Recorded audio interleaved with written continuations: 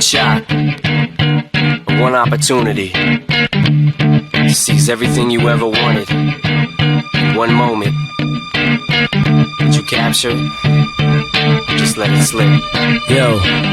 His palms are sweaty, knees weak, arms are heavy. There's vomit on his sweater already. Mom's spaghetti, he's nervous, but on the surface he looks calm and ready to drop bombs.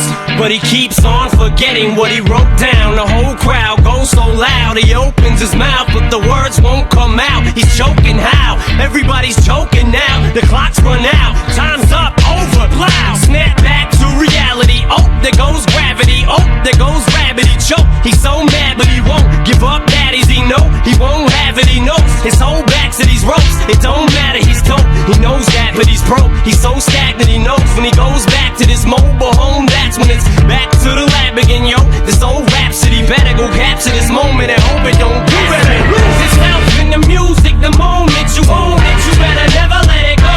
You only get one shot. Do not miss your chance to blow. This opportunity comes once in a lifetime. In the music, the moment you own it, you better never let it go.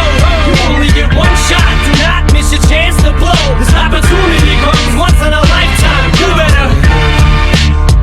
You can do anything you set your mind to, man.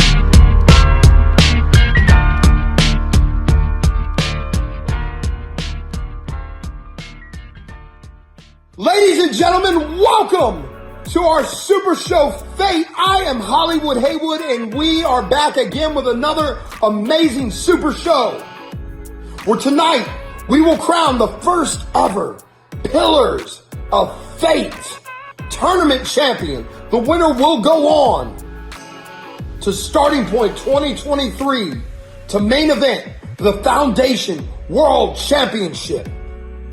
We're going to have a lot of action for you tonight. An entire tournament that takes place. I mean, I'm so good, golly excited that I don't know what to do. But ladies and gentlemen, first, as we've grown accustomed to here, let's get down to the action for the Buckshot Open Challenge.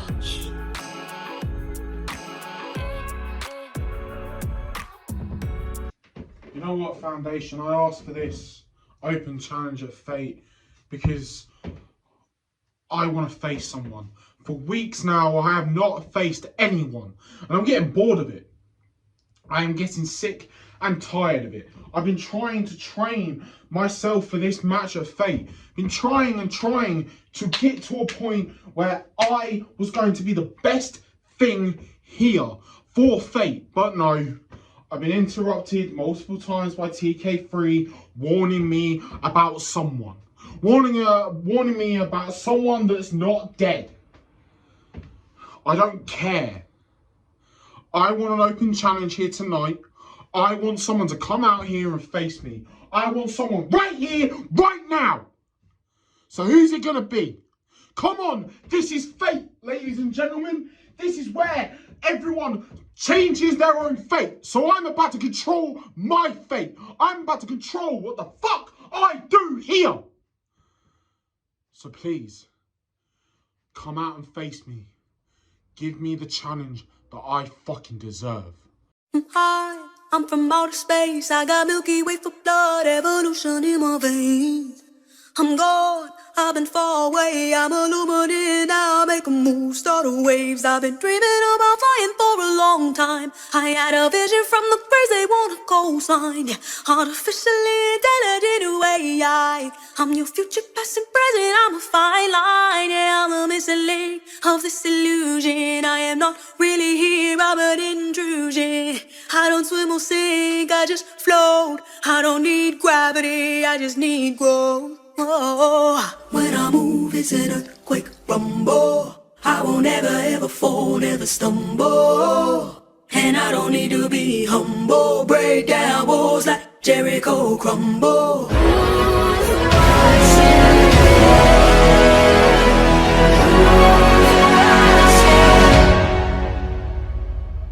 Somebody's watching me.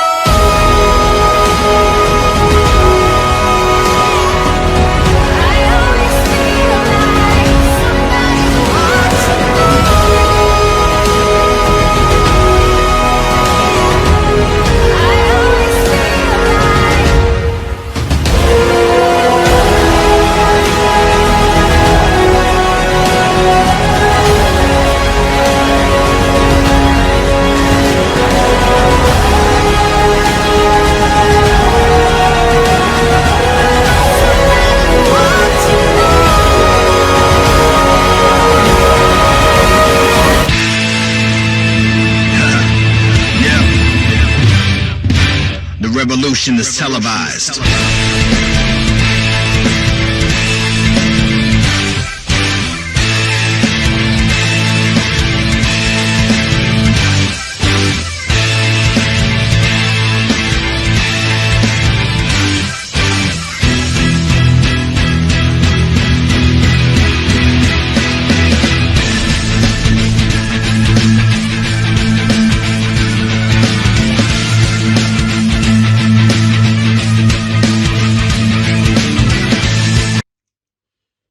You know what? For 3 weeks now, I've been waiting for an open challenge. For 3 weeks, I've been interrupted because of you, Master of Illusions. Because of you. Because of you, I have not been able to do the damn thing that everyone enjoys. Coming out here, doing what I do best. And that is putting people on the map. That is, whether win, lose, draw, I have put people on the fucking map. And you have ruined that. You have ruined that because I've had to be interrupted by the honorary use of High Demand TK3 trying to warn me about you. Last week, you thought I was scared. The week before, you thought I was scared. No, Master of Illusions, I've been scared of what I am going to do to you. Because mentally, I have been broken. Psychologically, I have been broken. Physically, I have been broken after week after week. Because of you. Because of you, Master of Illusions, I have broken my own psyche. Because I am so scared about what I'm going to do to you here tonight. Because you thought dropping 2 elbows hurt? I'm about to give you the God honest truth. You're a fucking freak. High Demand will say this until we're blue in the face. You are a fucking freak. Every single time me and you have faced off, Master of Illusions, I have put you on the damn map. I have made sure that I have made you. And you're trying to reclaim that? You're trying to reclaim the fact that I have made you into a fucking star. Because let's be honest, without me, Master of Illusions, would High Demand really have been complete? Without me, would a High Demand actually be something? Reality check, no. High Demand would have just been Dak Snow's saviour and some fucking freak they call Master of Illusions. I've been the glue for High Demand. I've been the glue ever since I showed up in the Foundation. Ever since I debuted in the Foundation, I've been the glue. I have been the person that has kept High Demand together. I get that we fell apart. I get that we've had our battles in WGP. But the problem is, every single time, we are a damn brotherhood. And we kicked you out of that brotherhood for a damn reason, Master of Illusions. Because you didn't fit the school. You didn't fit the gimmick. You didn't fit the fact that we were ruthless. You didn't fit the fact that you wanted to be the damn Undertaker. We weren't that. We were 3 Stone Cold Steve Austins. Let's put it out there. We were 3 Stone Colds. Ruthless. Aggressive. We were the damn best thing. And we had to carry you. We had to carry you because you didn't fit the bill. And that's why we buried you.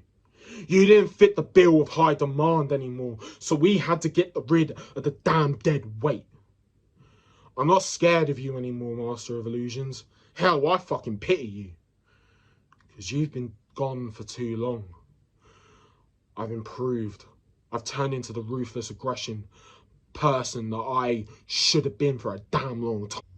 I have turned myself into Buckshot, the ruthless side of the young buck, the one that no one could get away from. The Master of Illusions, you'll never get away from me. You'll never get away from the fact that I will bury you once again. So, Master of Illusions, this is not going to go your way. This was never going to go your way. Next challenger, please. No! Get off me! Get off! Wakey, wakey, Bucky boy. Now I know you have some questions, and I have answers. You see, you're wondering why you cannot move. You're wondering why you cannot speak. Why you cannot scream or call out for help. I have the answer, but I need to tell you some facts. You see, a doctor, when he goes into surgery, he's very cautious. And those that have extensive surgeries, things that need to be cut out of them, he puts them under with a great thing called anesthesia. Anesthesia, okay. But you see, there are things called rare occurrences. Like when the anesthesia during the surgery only half works. And then all of a sudden, that patient on that board wakes up. But the difference is, they cannot move. They cannot speak, and then I cannot cry out for help. And that is the predicament I have put you in. Now don't worry, Bucky boy. I want you to understand, I'm not going to kill you. No, you see, you and Dak, you always take the easy road. Always the easy road. Murder someone to get rid of them without even talking to them, without even reasoning. But there is no reasoning with stupid buffoons like you. And you see, Bucky boy, because you followed Dak, because you didn't say a damn word that day, you're going to reap the benefits of what is going to be going on. You see, you got to understand, Bucky, I didn't just come back for revenge. I didn't come back to seek vengeance. I didn't come back just to have a match with you, or with Dak, or with Savior, or TK3.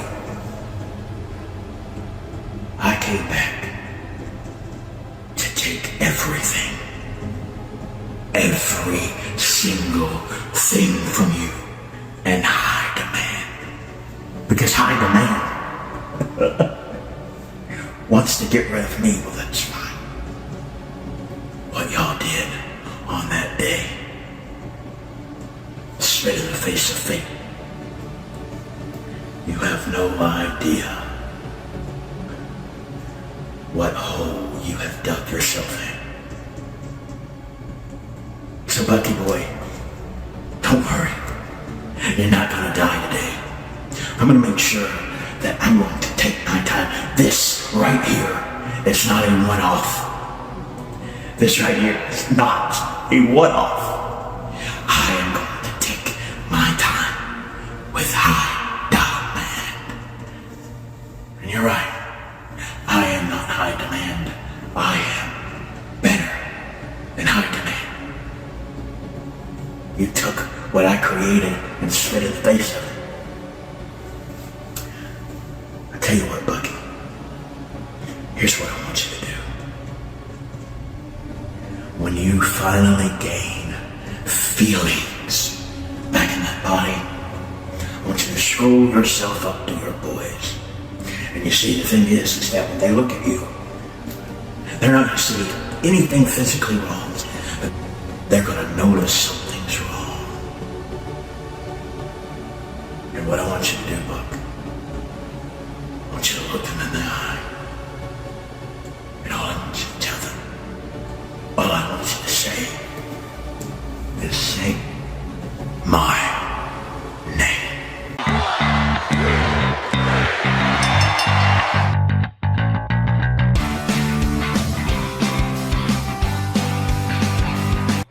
Oh my God! After months, after weeks, oh, the Master of Illusion, ladies and gentlemen, has returned. The Master of Illusion is back. And not only is he back, he has beaten Buckshot. He has beaten Buckshot in the open challenge. And he is back, ladies and gentlemen. He isn't dead. He has risen. Your winner, Master of Illusion. And I gotta say, High Demand, if I was High Demand, I would be very, very worried. TK3 has been warning them for weeks, and tonight he reappeared. But ladies and gentlemen, I promise you some tournament action tonight, and it is time to start round one of the Pillars of Fate tournament. And speaking of TK3, we're going to start with TK3 versus the Vagabond. Let's get down to the action.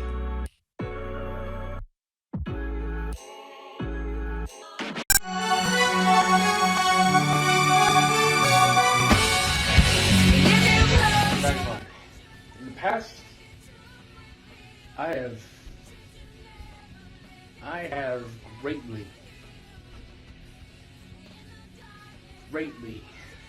misinterpreted the threat you have to a man's career. You might not look like a typical monster among men, but you have this presence, this unique presentation about you that allows you to come across as this cold, remorseless killer. In the past, we have crossed in various dimensions Earth 9 death matches, and each and every time I never gave you your due. But you're looking at the new and improved. This is a different TK3 that you're looking at here today. I promise you, I guarantee you,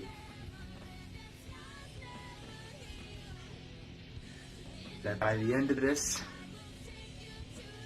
you're gonna acknowledge me just as much as I acknowledge you. I'll give you your flowers. I'll recognize your achievements and your talents. But at the end of the day, the name of the show, the name of this tournament is called Fate. Pillars of Fate. My fate is intertwined with my destiny. My destiny is connected to my legacy. My legacy is my birthright. My birthright. I don't know what's destined to me anymore. All I know is that starting point 2, second annual starting point event, that is where my journey will take me. I don't know in what capacity, I don't know what that means for me, what the future holds. But I'm going to promise you this. I'm going to say this one time for the record. As much as I respect you, as much as I see you on the same level now, as much as I've gotten over my ego and finally swallowed my pride and said the Vagabond is a threat to anyone's career. Heed my words. I'm not letting you get in between myself and what is owed to me. I deserve that main event spot. I know a lot of people will often tell you that anyone but Trent should be in that spot. A lot of people thought I fumbled the bag before as world champion, the youngest FTW champion, youngest Turbulence champion, youngest Trilogy champion. Every time I got to that level, people cried foul. Everyone thought I didn't belong. Well, now, I'm not relying on my parents' name, the money, or the gimmicks. This is the real me, and I need to start proving to everybody why I belong. I need to start proving to people that I am worth it. They have yet to see the raw version of me, and that is someone who was born, built, and bred for this. I have so much passion to give. You guys have had years to practice, years to hone your craft, years to be at the top. It's time for a young person to do it in half that time. And I am that man.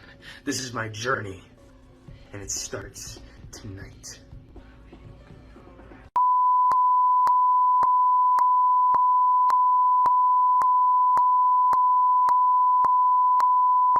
You know, after earning myself a very well-deserved victory over HNIC, Mr. Wallace, where do I go next? I find myself in the Pillars of Fate tournament, where at the end the winner gets an opportunity at any title they choose, should they make it all the way. Which brings me to TK3. You and I go way back. You and I know each other pretty well. You and I know what we're about. I know what you're about. You know what I'm about. Let's cut to the chase. Now, TK3, I remember you from FTW. You once again, you and I go way, way back. And every time we ever had an interaction, you've always threw jokes my way. You've always disrespected me for whatever reason. You said I was the janitor holding the FTW title or something. But then I come to realize, every time you threw that joke and I had a clap back, you didn't respond. Every time I fired back, I was quick on the comeback. You got silent. Every time you saw me heading your direction, you stopped talking. What does that mean? That means that TK3 realizes that he can never ever measure up to the kind of talker that I am, the kind of superstar that I am. Because I've been watching you in the foundation, and you were doing pretty good until you ran into the entourage with your partner. And boy, oh boy, did you and your partner shit the bed. Not once, but twice. And now you're falling to pieces, falling apart at the seams. We don't know what Trent has left, folks. Because there comes a time in a man's life that he must realize that he is simply beat. Because let's be honest, what do you have against me? How can you stop me? What can you do to overcome me? Well, you can't. And I'm about to show you why in 3, 2, 1. Look all around you! Listen to the silence of the night. This is where you're going to go! Because TK3, it doesn't matter what you're going to say. It doesn't matter what you're going to do. It's not going to be enough, G. Because the kind of words I speak, the kind of words I spit, have enough venom to seep inside you, corrupt and corrupt you from the inside out till you're nothing left. Nothing! Because I'm simply going to corrupt you, twist you, manipulate you to the point that you are not TK3 anymore. You are just a shadow denizen. Because that's what I do. Because I'm a different breed than Baba Yaga the Vagabond. Because let's be honest, how can you hope to overcome something you can't survive? How can you hope to overcome something you can't understand? How can you overcome someone like me? You don't! Because let's be honest, TK3, every time I get on the screen, I get better and better and better and better and better. What about you? Oh, you struggle. You struggle through a wet paper sack each and every time you get on. And then when nobody buys it, you complain. When nobody sees the greatness in you, you complain, you whine. And that's why you will not beat me here. And that is what we like to call verbal violence.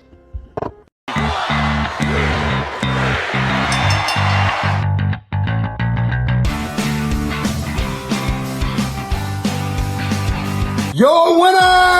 And moving on to round 2 of the Pillars of Fate tournament, Vagabond! Ladies and gentlemen, the Vagabond has defeated TK3, but what an amazing first match in the Pillars of Fate tournament that was. But the action does continue, as we will now see two foes that know each other extremely well. They battled for several weeks over the Blueprint Championship here in the Foundation, and now they battle in the first ever Pillars of Fate tournament, as we will see El Guapo take on Jay Briggy.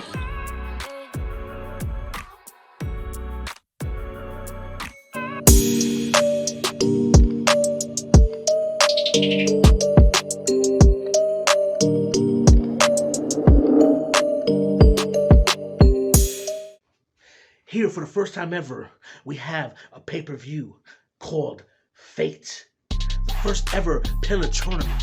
The first of its kind. And we have 8 pillars. 8 people that deserve to be in this tournament. But see, every one of you guys have one connection with me. Have history with El Guapo, one way or another. But see, my history really comes from a guy named Briggy, my first round opponent. You see, Briggy, what I don't understand is how fate always aligns me with you. It seems to me that in this industry, there is no Briggy without no El Guapo. There's no El Guapo without no Briggy. But the only thing I don't agree with is the way fate has been in your favor. Because you see, fate is not for the weak. See, when it comes down to it, you can do whatever you want. You can have a design, but it'll always come back to you. It always comes in full circle. And see, I'm going to break that design tonight. Because you did not deserve the kind of treatment you had beating me for the Blueprint Championship. But see, what happened was after you won that championship, you was on a little high. Then you had to make yourself relevant by leaving, jumping ship, and taking that title with you because you knew you couldn't break and do what I did. See, that's the point, Briggy. After you lost that title to Hatsu, your whole career, and I'm not saying everywhere in the Ether world, but here in the Foundation world, you had plummeted. You had lost everything when you lost that title. See, while you disintegrated, I elevated. While you become stale like old ginger ale, your man Guapo here has became really popular with this E-Fed talk show that I'm taking to the moon, me and Bomber. While you are sitting there trying to eat the crumbs off the floor, trying to still be relevant here at the Foundation. No, I don't say that you're not relevant anywhere else, because that would be a strict lie. And you know all I do is tell the truth. But here in the Foundation, it seems like you want to blame the judges or blame anybody else for your shortcomings. And let me tell you something. That's because the judges here are probably one of the best hard judges that are all over E-Fed. While you know that talent here is one of the best talents that are sought out anywhere. So I can see why you fumble. I can see why you stumble. But tonight I'm going to show everybody why, and I'm going to expose why you should have never beaten me, why I am on top of my game. You think me running that Blueprint brand and being the best champion, being the one to hold it on my back for so long was an accomplishment? Wait till you see after I run through you here in the first round. And then I go to the second round, and I'm going to hit hard, and I'm going to try to take this tournament by storm. And I'm going to show you why I deserve to be the top pillar here. Because my accomplishment speaks for itself. So tonight, while you saying your little dad jokes, your little monotone voice, while you saying, fuck you, fuck the world, fuck you, fuck the world, and while you doctor punching everything, I'm going to go and flourish. I'm going to go ahead and be at the top of my game. And I'm going to be the one that's going to be the measuring stick here in the foundation. I'm going to be the one that everybody talks to and talks about and says, just like El Guapo or the next El Guapo. Because that's what's going to happen. I'm going to take this foundation by storm. By hook or crook, I will win this tournament. But you know what? I'm going to start with you first, Brick Boy. Welcome to your demise. Have a seat. Next! Foundation, what is going on? I know you're real surprised to see my face because you thought I was down. You thought that I was out. Everyone here wishes that I was gone. You all wish that I was retired. But that's just one damn wish that's simply not going to come true because Jay Briggy is here to stay. As I am entering and I am going to win the Pillars of Fate tournament because that's exactly what I am. I am one of the original pillars that helped build this place from the ground all the way up to what it is today. Now my opponent, I am no stranger to him, and he damn sure is no stranger to me. But El Guapo, I have one question for you, and that is, what are you even doing here? Because you weren't an original pillar. You weren't here in the beginning when me and the rest of the foundation were building this place up, making it what it is. You came in as a replacement opponent against the absolute worst blueprint champion the Foundation has ever seen in Austin Mild. And we all knew you were going to beat him because he's absolute dog shit. But I know the real reason why you're here tonight. And that's because that little buffet bitch boy, that crying ass dumpster baby landfill, declined his invitation to be here. The very first world champion of the Foundation, and he's just too good to show up for the Pillar of Fate tournament, so we get your dumbass by default. Because let's get to the truth of the matter here tonight, El Guapo, and that is that you haven't been the same man since I beat you, defeated you, and ended your Blueprint Championship run. Let's give a little recap, shall we? I beat you and took your championship. You lost several different faction matches to several different factions. You even lost your Blueprint Championship rematch against Hudson that you worked so hard to get. Hell, you even needed help from your little Bronx Bomber butt buddy to help you run the fine print because let's be honest, you were running that goddamn show into the ground because you're just too lazy to put in the work these days, and it's really starting to show, El Guapo. Now, in that first match that you and I had where we tied, which was bullshit, by the way, that match planted that seed of doubt deep inside your big-ass head, telling you that you just couldn't beat me, that you just weren't better than Jay Briggy. And then in that second match, I defeated you and took your championship, and well, that just confirmed it. And then here tonight, I am about to bounce you out of this tournament faster than when I took your Blueprint Championship. And do you know why that is, El Guapo? That's because I have your number. It's just not in your cards to beat me because I am better than you. I am the one person that you're not going to be able to figure out here in the Foundation. I am your goddamn Rubik's Cube. But like I said before, I am one of the original pillars here in this company. I am one of the original people that put this company on my back and skyrocketed to the top. And that's where the Foundation has stayed. Because I have done more for the Foundation than you will ever do, El Guapo. What exactly have you done for the Foundation? You had one championship run that the people are starting to forget about. You run a show here in the Foundation that everyone pretends that they watch and cares about when newsflash, nobody gives a shit about your show, El Guapo. Nobody cares at all. But me, what have I done here in the Foundation?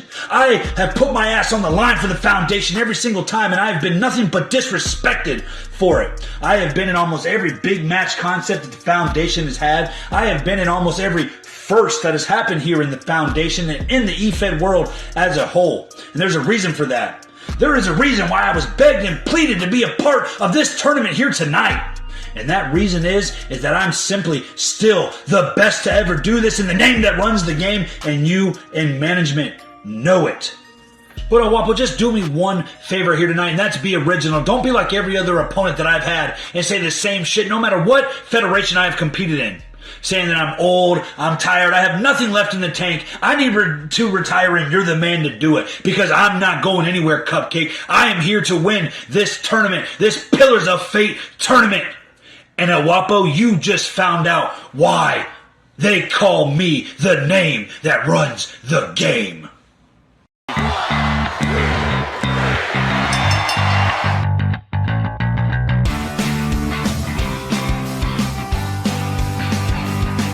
your winner, Jay Briggy. Ladies and gentlemen, these two have battled so many times, but this time it was Jay Briggy coming out on top and moving on in the Pillars of Fate tournament. Now let's take a little break from the action and talk about some events that have happened here in the foundation. It wasn't too long ago that the Pacemaker sent our beloved Josh Steele to promo rehab. And I'm being told that this is our first glimpse at what Steele has been going through.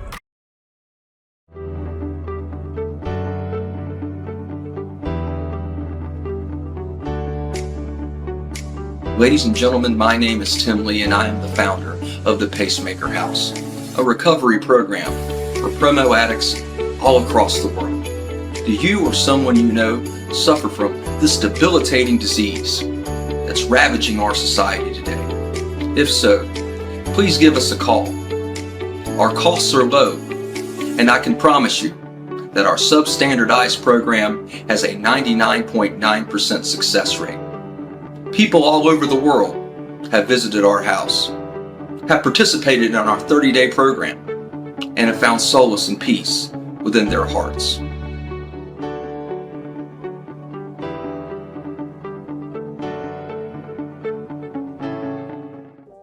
Hey, what's going on, my man? How you doing? Good to hear it, good to hear it. You know, I know this is last minute and all, but I'm at the airport. I'm about to head on out to the Pacemaker House. And I wanted to reach out to you and El Guapo, let you know that I appreciate the support. I appreciate you letting me be a part of the pedigree. And when I get back, things are going to be better than ever. I promise. I'm sorry to leave you hanging. I just got to do this. I've got to find myself. I've got to fix what's broken. I've got to get back to the old me one way or another. And maybe this will help. Well, I appreciate that, man. I really do. This is why I respect and love y'all to death. But I'm about to head on out. I'll hit y'all up in a few days after I get settled in, I promise. Y'all take it easy. All right, man, later. Oof. All right, here we go. Hopefully this is the right decision. We shall see. So I hopped on a plane and I began my journey. I didn't quite honestly know what to expect or what I was even looking for, what the outcome may be. All I knew was I was placed upon this path, and now it was my obligation to see it through to the end. But I must admit, as someone who is not a fan of change, as a man who is stubborn and set in his ways, I am definitely apprehensive about what awaits me on this journey. I arrived at the main entrance of the Pacemaker House intake facility around noon. Despite the anxiety brewing and bubbling in my stomach, I proceeded inside. Nervous to face the truth, I entered and checked into the facility, anxious to see what the next step in my journey would be. Wow. As we can see, Steele did in fact check in to promo rehab, and we have to wonder what kind of rehabilitation will he be going through. I'm being told that we will see more of this story throughout tonight, throughout Fate. So we will stay tuned. But right now it's time to get back into the Pillars of Fate Round 1 tournament action, as we will see one of the Foundation's fastest rising stars in Dante Black take on the Blueprint champion, Hodgson.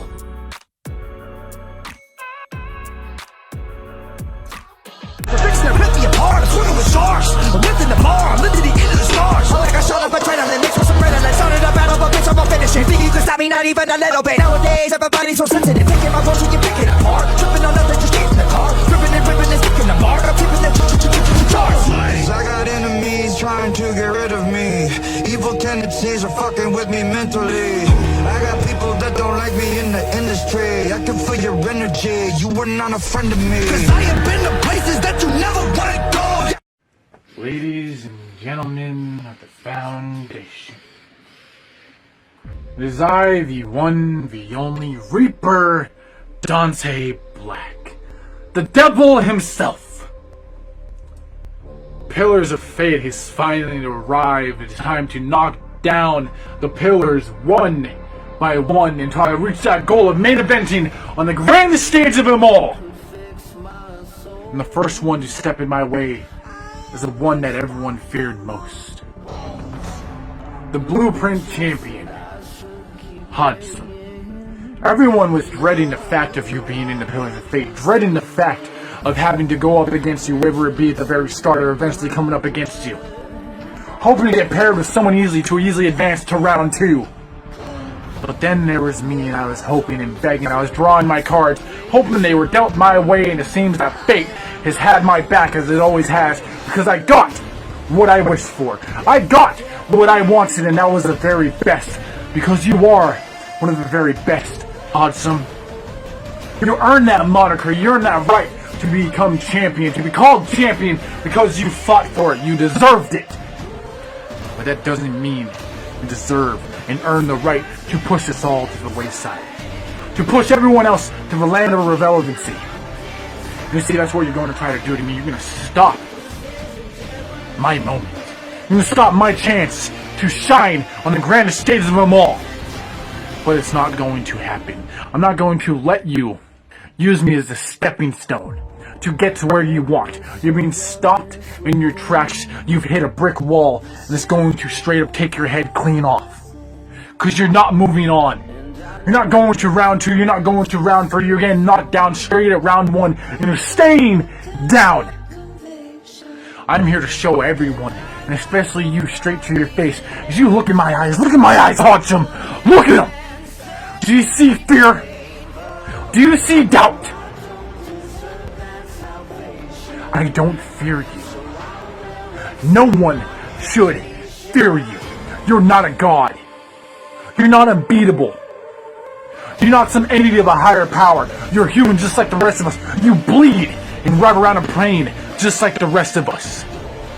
You have doubts, and they're gonna come creeping out. I'm gonna make those doubts and those fears become your nightmare, and turn those nightmares into a reality. Because I am going to beat you, Hudson. I am going to toss you to the wayside, so you know exactly what everyone else has felt like that you've done to them. Because there's many greats in this company, there's many legends in this company, many stars that can rise to the top, and you always use your way against them to get what you want.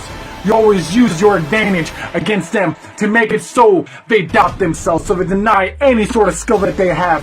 But that's not what's standing in front of you. I'm gonna match you step by step, toe to toe. I'm gonna knock you on your ass. And finally, when you see what's standing in front of you, you will know exactly who I am. That I am the Reaper Dante Black. That no one can stop me. No one can get me to stay down. I may get knocked down, but I'll get back up every single time.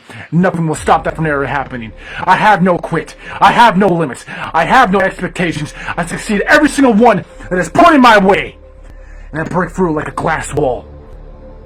And you, I'm going to shatter you into pieces and shatter your mind into non-existence, so you rot in the decrepit crypt of hell that is waiting for you to be locked up in the coffin to never be heard of again. So to shut your mouth, finally, that someone has beaten you, that someone is better than you. You will feel the Reaper's sight.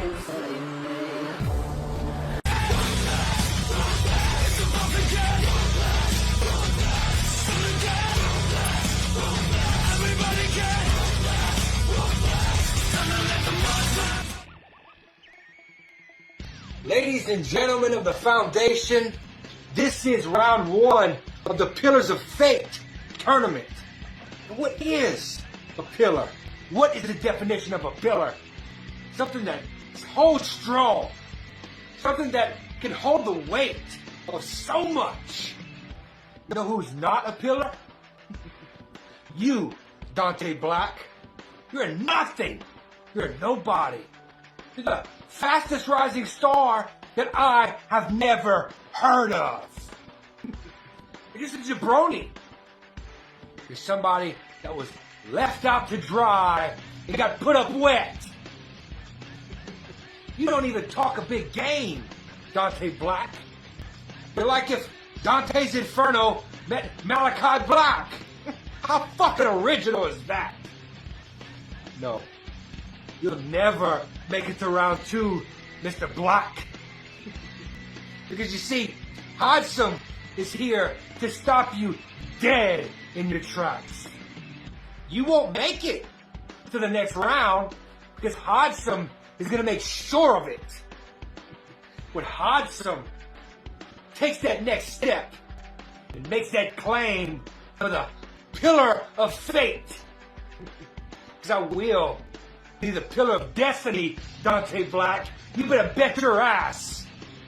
And whoever is unlucky enough to make it around 2, well, they'll get no special treatment either. They're gonna get the same thing you get here tonight. Looks like they made you the sacrificial lamb. A lamb that I'm gonna take out to slaughter. I want you to relish in this moment, Dante Black. I want you to remember every single detail about what's happening here right this minute. Because you see, you'll never, ever be in as big a match as you are now. With one of the biggest stars in Foundation, the Blueprint Champion. Dante Black, this is something that you can tell your grandchildren about. How the night you went one-on-one with the Blueprint Champion. You didn't get far, but you survived. You know why, Dante Black? Because I let you. I let you survive and let you fight another day. But when you go one-on-one with me, you'll never be the same, Dante Black. No, you'll be different. You'll be more vigil than you've ever been before. You'll be more cutthroat than you've ever seen. I have that effect on people, Dante Black. I will have that effect on you. You have a long ways to go, Dante, before you can get one of these. Yeah, I mean, you just soon pack your bags because you ain't getting far in this tournament. I admire your drive, Dante. I admire your willingness to fight and wanting to be one of these pillars. But the truth is, Dante, you're a late bloomer. You're not on the same level as me. I was here when this place was built, Dante. I am one of the pillars of the Foundation. I will show you and everyone else that steps in my way in this tournament that I am the ultimate pillar of destiny. I am the ultimate pillar of the Foundation. And I will be your next Foundation Blueprint World Heavyweight Champion. When I climb the ladder, I beat every single one of you. And I claim my spot as the king of the Foundation. Now, Dante Black, that ain't awesome. That's fucking awesome!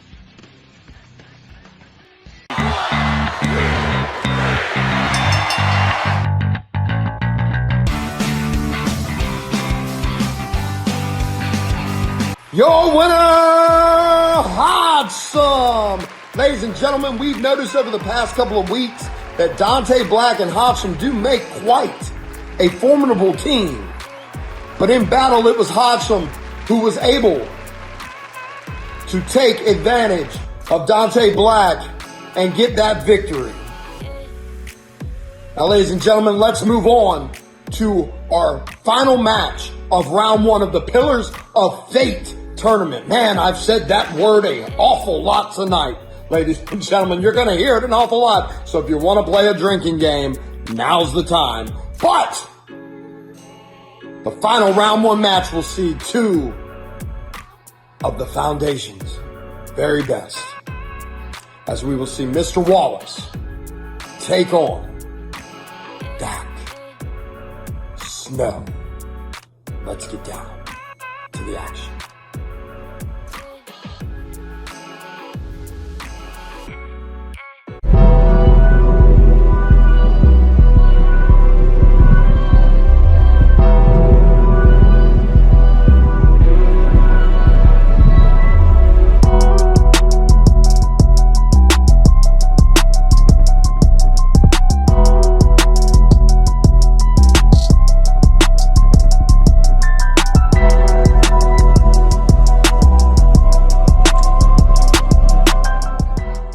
Dax, no.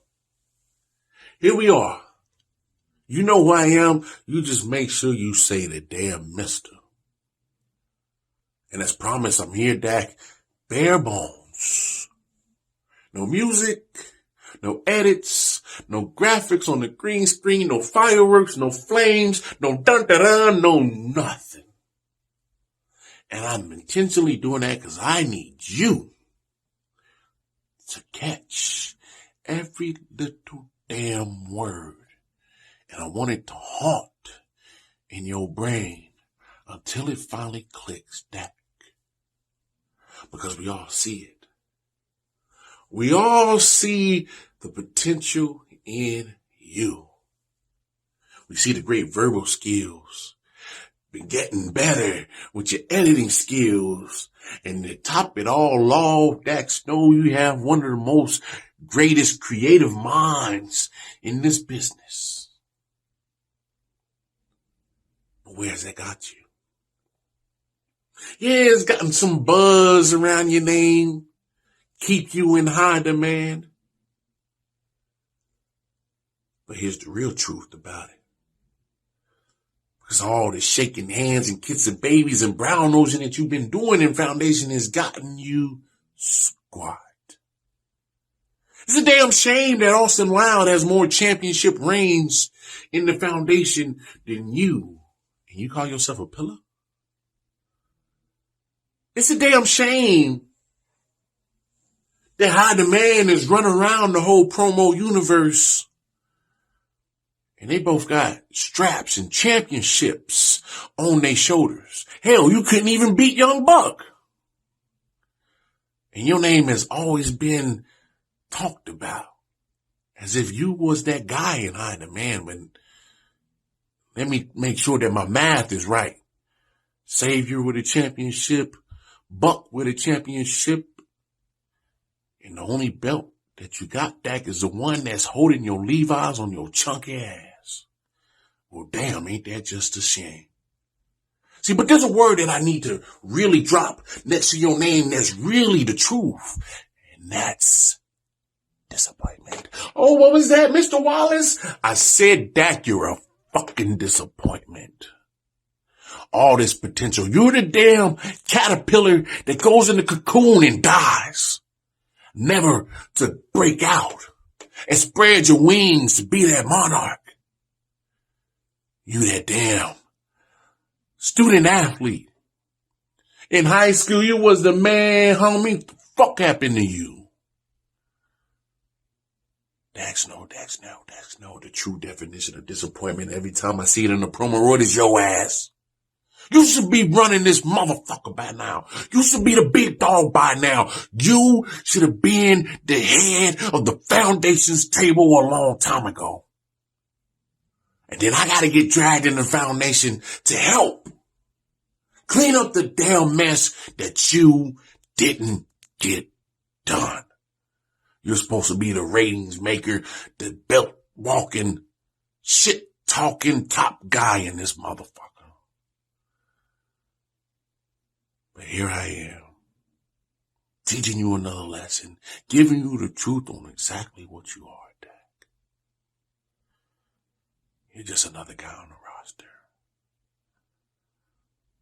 Stop playing pillar and foundation and be pillar and foundation. You know, I've always been an underdog every time I show up on the screen. Whether it be an underdog to the fans, whether it be an underdog to management, or whether it be an underdog to myself, I have always had an enemy, an obstacle I have had to overcome. And sometimes people seem to forget that. They seem to forget where I have come from. They seem to forget my upbringings. They seem to forget exactly who the hell I am. So I think it's about time I remind every single person. And I start here and now at Fate with none other than Mr. Wallace.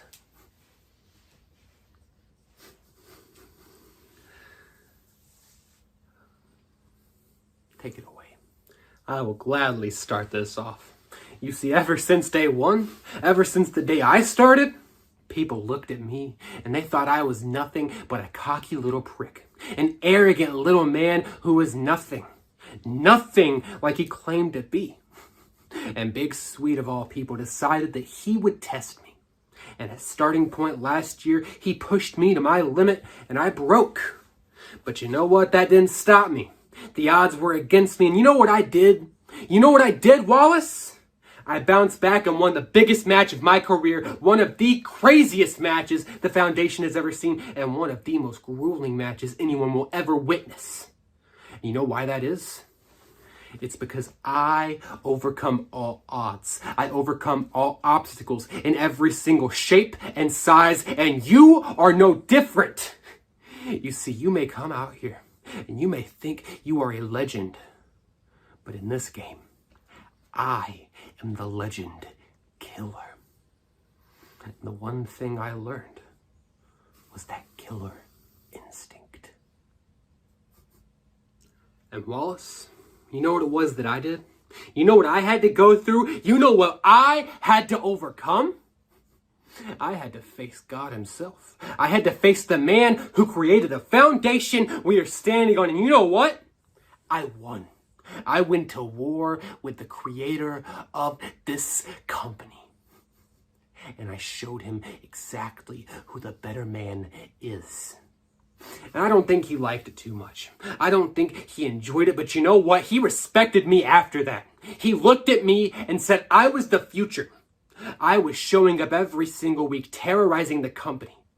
And he had no choice but to look at me and tell every single person watching that they were going to see a whole lot more of me because he respected me. And if you don't follow suit, if you do not respect me, if you do not treat me like a threat, then I am going to obliterate you just like that. And you're never gonna know what hit you. And I am gonna sit here with the biggest smile on my face. And as for me, the one thing I have taught myself is to overcome my own inner conflict. I am my own worst enemy on some of my worst days, and that is not something that can be happening if I want to be at the tippity top of the mountain, if I want to be at the pinnacle of the promo game, if I want to be the top guy. I can't be fighting with myself. And that's something I overcame. That's something I learned to go against. That's something I learned to dive into and figure out exactly what was causing it. And you know what it was, Wallace? It was people like you. People like you. These old, washed legends of the game. Stepping up to me. Stepping up to Dax Snow. And doing nothing but disrespecting everything I have built. Everything I have created. Everything I have done. You slap me in the face and smile as you do it. And I take that as nothing but disrespect. And the one thing every single one of you fail to realize is at the end of the day, regardless of what you do, no matter how hard you try, one thing remains the same. Dak goes over.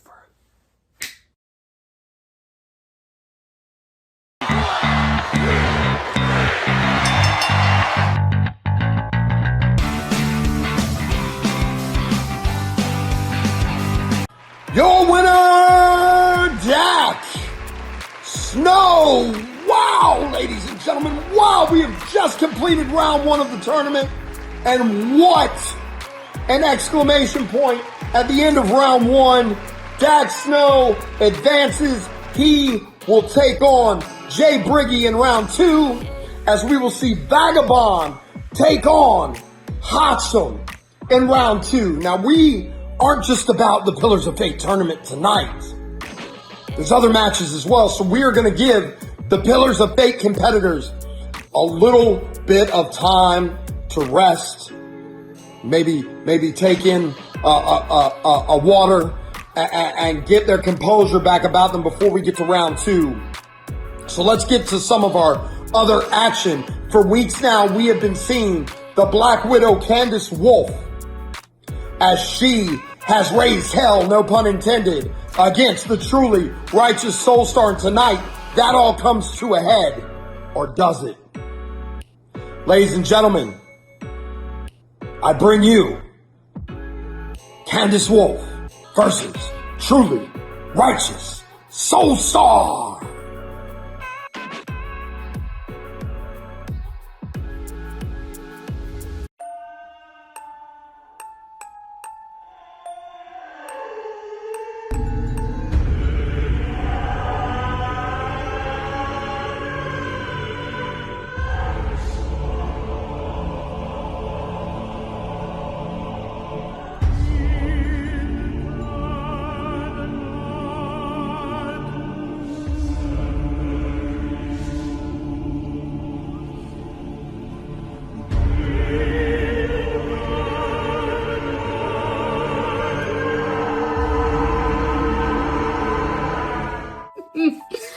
SOULSTAR.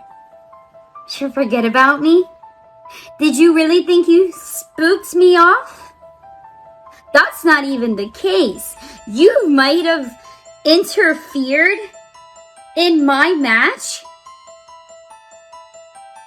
but you just lit a fire you don't want. And the thing is I've heard you. I heard your little message. You think all because you have defeated my apprentices that you're gonna defeat me?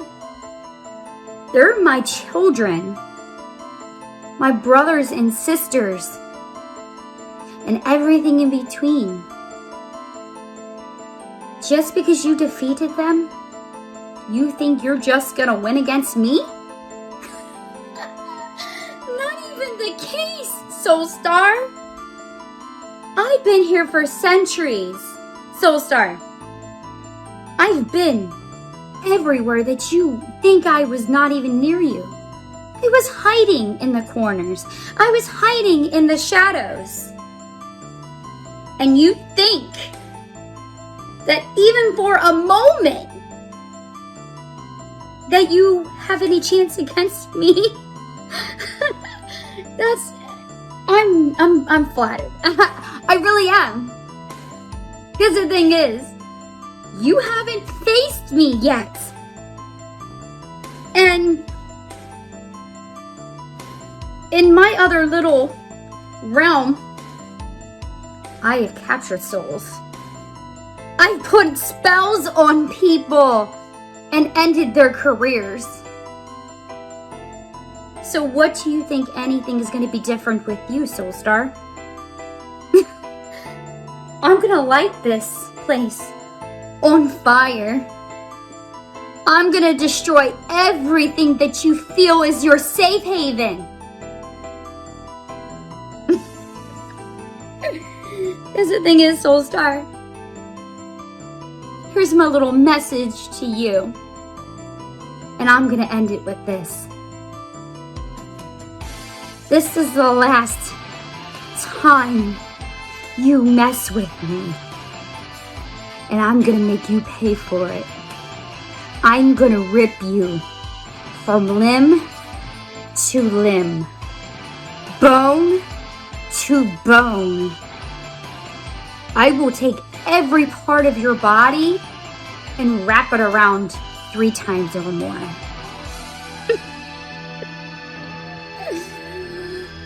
Oh, SOULSTAR, I feel bad for you. Because this might be your last match. I'll see you in the ring.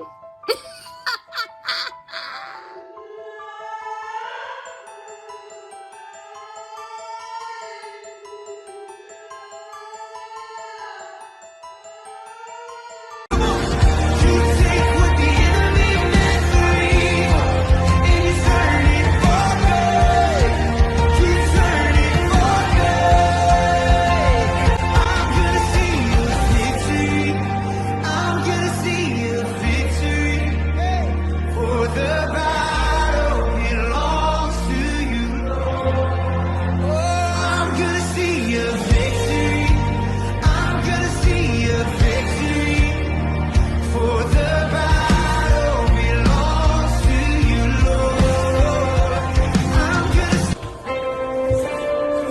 Ladies and gentlemen, it's SOULSTAR, Mr. RG Terrorist. Don't forget to join the Friend Foundation. We're live at Fate, as Fate would have it. I'm gonna step in the ring with the Black Widow. It's never been about me versus the Black Widow, me versus this dark person, this dark person. It's always been about me versus the enemy. The enemy has no control. The enemy is gonna lose because of God. And it says he took what the enemy meant for evil and he turned it for good. And just like the other day I seen this movie where this man was, since 9 years old, has been possessed by this demon who lives in him. And the demon starts, talking through this man and saying how that what they're doing are all part of the enemy's plan to take over and to get back at God, do this, do that. Like you were saying, what you master, what you're gonna do to me, what you're gonna do to God, and God can't save me, or what have you.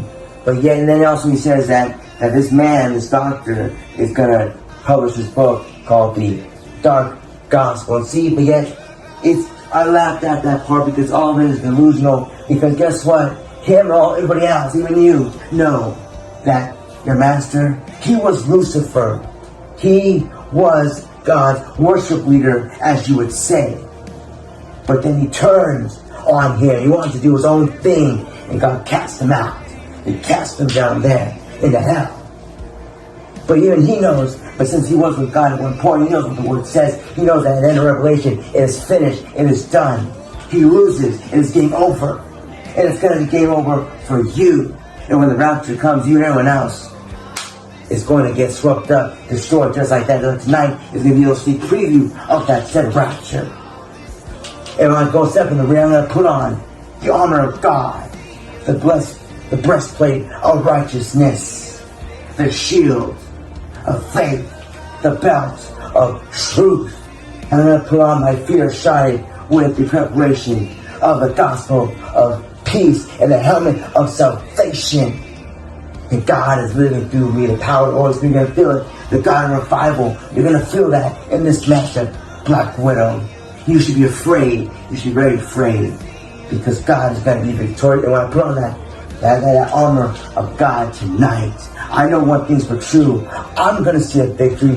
I'm going to see a victory because I know the battle belongs to the Lord. I'm excited. I'm excited for tonight. And let me leave with this, Black Widow. You remember, what did the chief priests and people say to Jesus as he was on that cross? They said, you're God, right? If you're who you say you are, come down from there, save yourself. But let me tell you this, Black Widow, if your enemy, if your master is going to do what he said he's going to do, you're going to do what you say you're going to do, or you say who he is. The Black Widow, call upon your master, have him saved.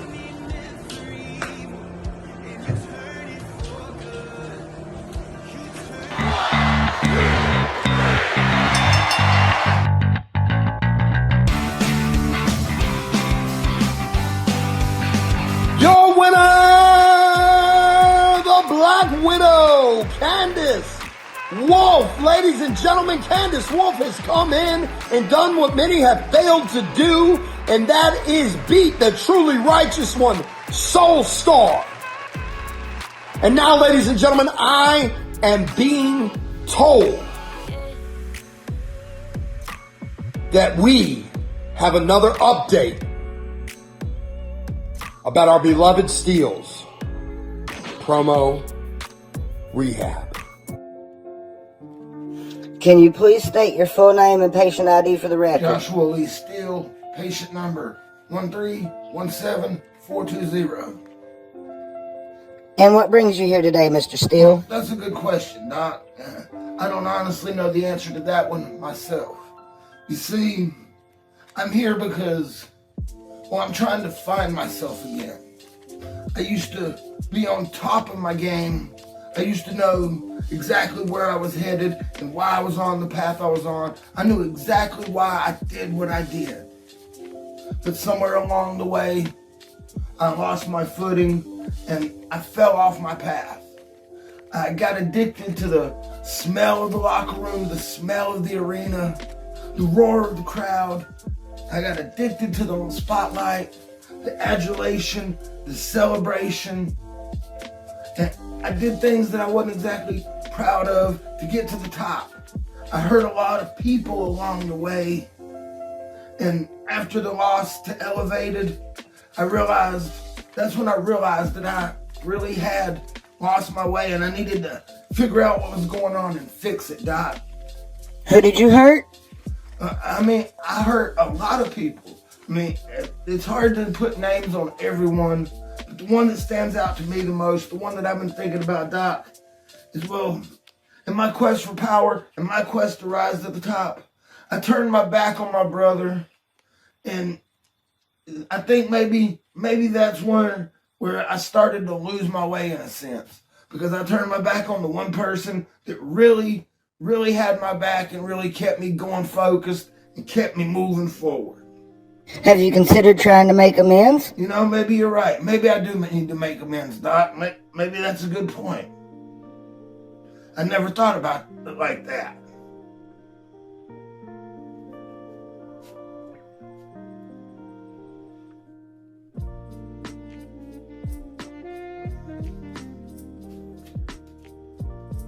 Come on, pick up this time.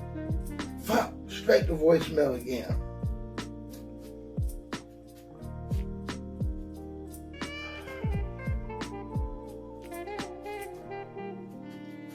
Fucking seriously? Alright, I'm just gonna leave you a message then.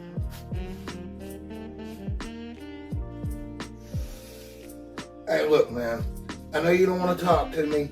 It's obvious from you sending me the voicemail and not returning my phone calls But look, man, I think it would be best, it really would, if we talked a little bit. We tried to work this out.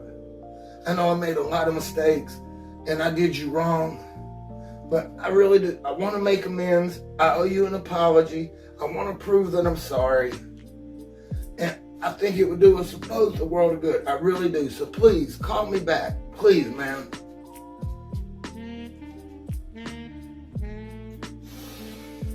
Whew.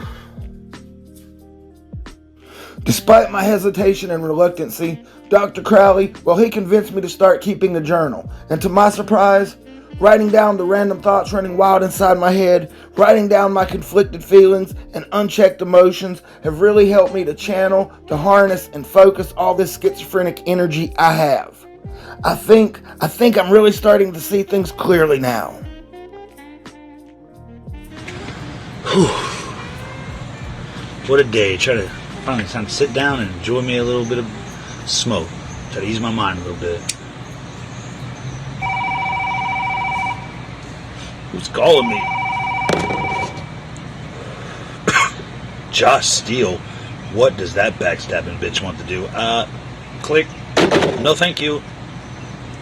Haven't heard from that guy in months. What the fuck does he want? Despite my best efforts, it would seem that making amends, receiving a second chance, and obtaining redemption were going to be much more of a challenge than I had anticipated. But Dr. Crowley says I just need to keep moving forward. Always forward. Work never stops in this house. Dishes, laundry. It's always something. It's calling me, man. Josh Steele again? What does this guy want? Maybe he needs help or something. No. Sorry. No connection. I'm going through a tunnel.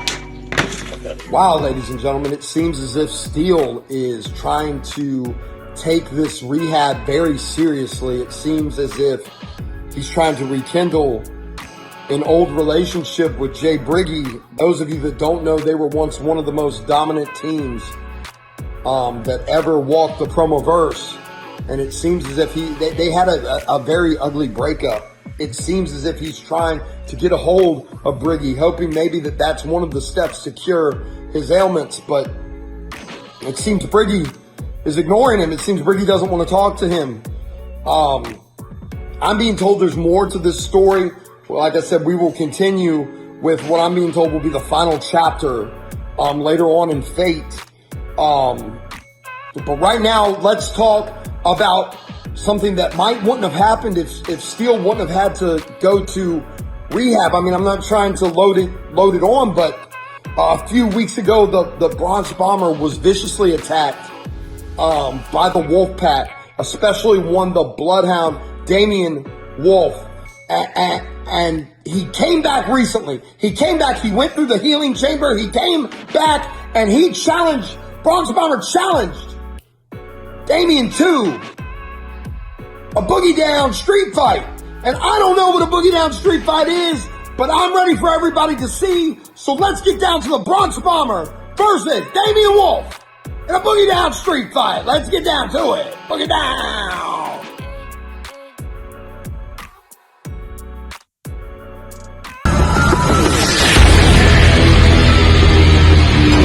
Even these chains can stop me. Even in these chains you can't stop me.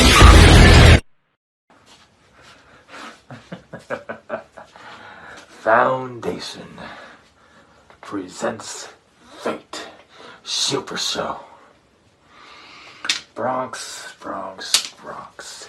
You just had to decide to bring up a street fight kind of match.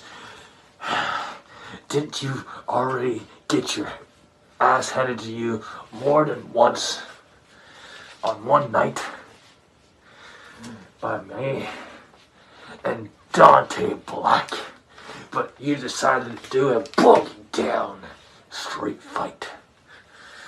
You see, child, you should never came back. You should have never came back. Because tonight, on April 25th, I'm going to fucking hurt you. You see this?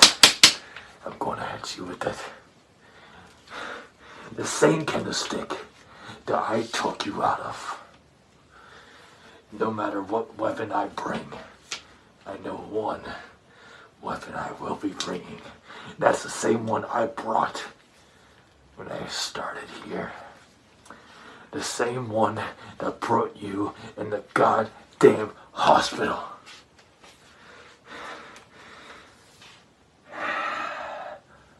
You see, Bronx, we're gonna go down a little memory lane, shall we? You want the street fight? I'm someone who's known for hardcore matches. And I will hurt you. And I will put you back in that hospital. Mark my goddamn words, Bronx. How many times have you and I faced? This time it's a one-on-one, just like you wanted, because you decided to interrupt me. How nice of you. Wow. Tonight, the bomber was going to go back in the damn hospital, just like he did the first night that I decided to show up. Because the wolf pack is going to destroy Pedigree, whether you like it or not. So Bronx, make sure that you and Al Wapo say your goodbyes. Because this is going to be a messy main event here on Fate. It's all because of you.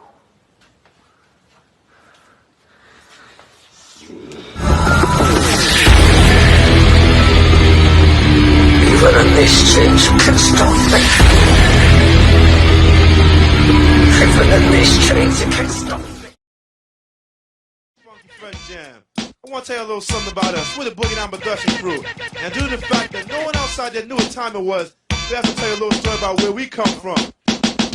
South Bronx, the South Bronx, South Bronx, the South Bronx, South Bronx, the South Bronx, South Bronx, the South Bronx. Many people tell me this style is terrific. It is kind of different, but let's get specific. KRS-One specialized in music. I'll only use this type of style when I choose it. Oh, Damien, are you ready? Foundation Universe, are you ready? The judges watching this promotional video right now, are you ready? Because the Bronx Bomber is always ready for a boogie down street fight. And I am live in the Bronx, New York, my hometown, my stomping grounds, to brutally beat the living crap out of you, Damien Wolf. You could go and bring your little kendo stick. You could go and get whatever weapon you want. It's not going to work on the Bronx Bomber. Because you see, the Bronx Bomber is in his home. So everything is at his disposal. Everything. The corner trash can. I could pick that up and hit you with it. I could throw you in the bodega and hit you with a chopped cheese and get your ass a little cheesy.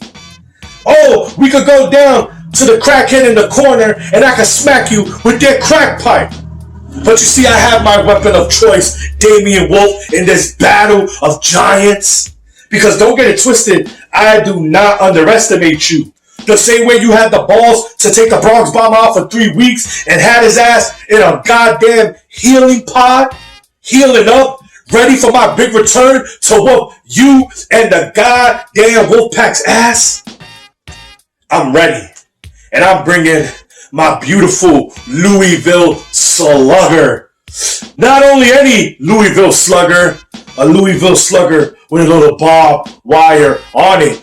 So when I set your ass up and your ass is there on the ground on all fours, I could take this beautiful thing and swing for the fences just the same way Aaron Boone did the Red Sox in 2003. Leading by 3 as Boone hits it to deep left. That might send the Yankees to the World Series. Boone, a hero in Game 7. Because you had no chance in defeating me, Damien Wolf. You spend the last 3 weeks since I've been gone talking crap, talking about how the Wolfpack is the best thing in all this Foundation universe. You know? But you haven't been living up to that crap talking. You haven't been living up to what you guys are all about. Because if I'm not mistaken, you haven't really won here. You haven't really proved anything. To be honest, the biggest thing you did in Foundation was take me out for 3 weeks. And to be honest, you didn't even really take me out because I chose to be out. I chose to stay in that healing pod and wait the 3 weeks until it was ready, until it was time to whoop that ass.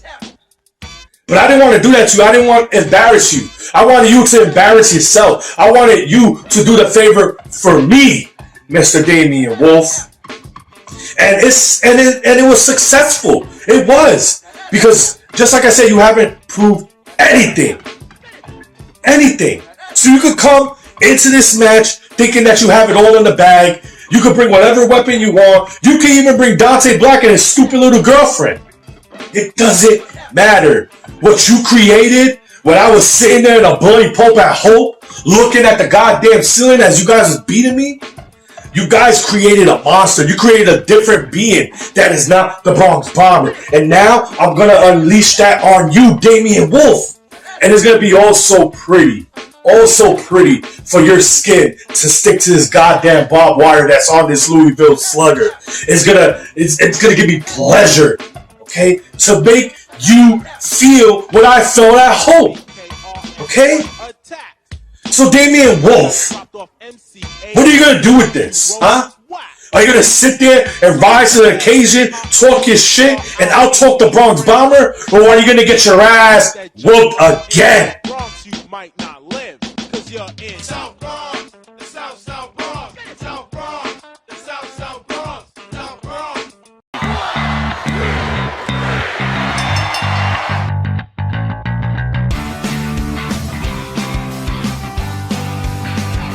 Your winner, Boogie on down, the Bronx Bomber. Ladies and gentlemen, we have now witnessed the first ever Boogie down street fight here in the Foundation. Will there be more? The Bronx Bomber has gained retribution against the Wolfpack for now. But now, ladies and gentlemen, it is time to get down to our Man, he got it mapped out. Make your bitches tap out.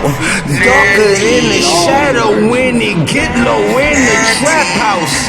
He a prospect but a veteran.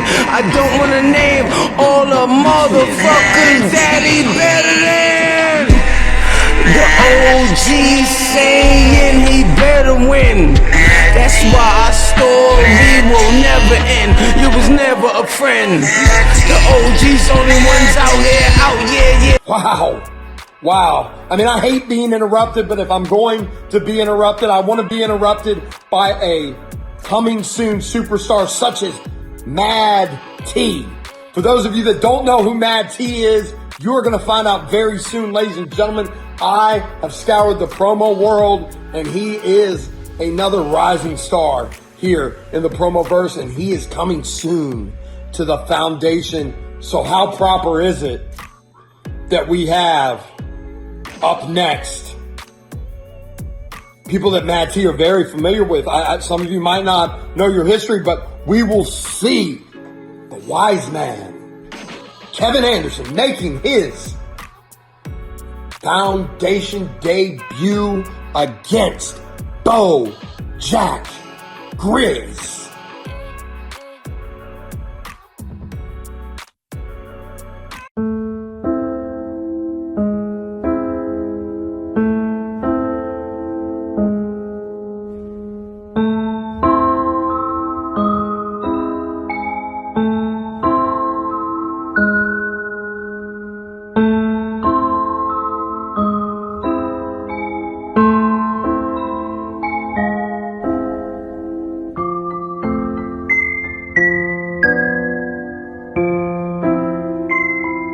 Foundation, BOJACK. You know, it amazes me. Some of the things that you prove yourself to be capable of on a week-to-week basis. You've proven yourself consistent here. And consistent is good. I know plenty of people around here who can't do that. The problem is, you don't show me anything new. You want to talk about walking a dog, but you're leading me around. You weren't walking me. If you were walking me, you walked exactly where I wanted you to go. See, now you're in my playing field. You're in my hand. You're in my depths. And now that you're in deep water, I'm going to drag you out, and I'm going to hold you underground.